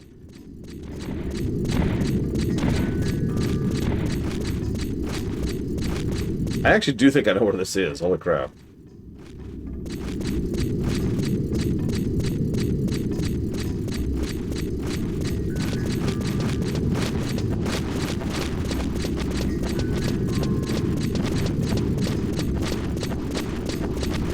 Okay, so the walkout isn't terrible.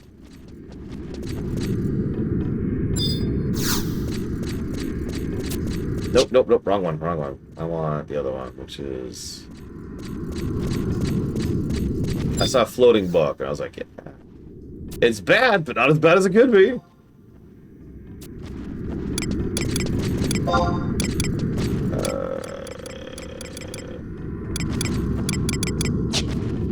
Goddamn. There's no backing out, there's just canceling.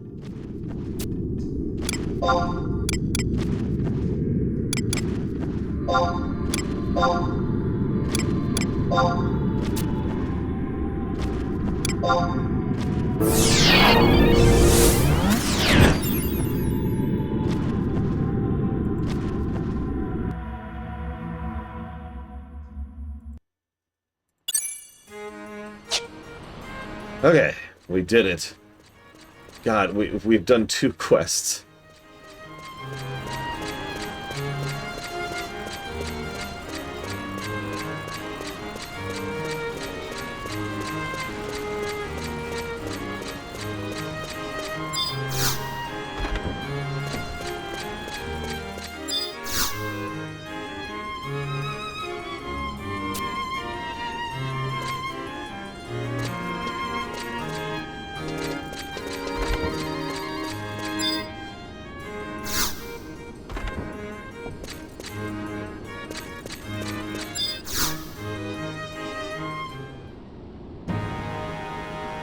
Ah, I'm so glad to see you.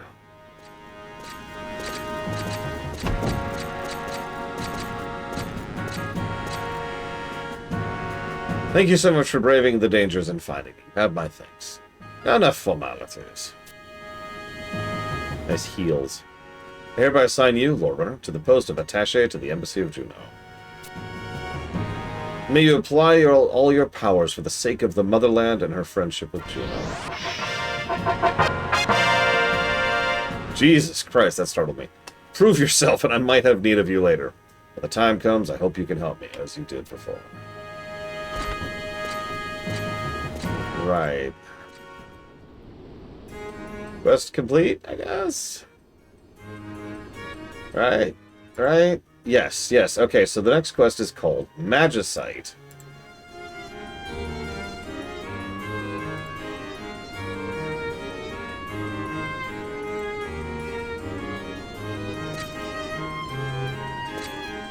Oh my god. Oh my god.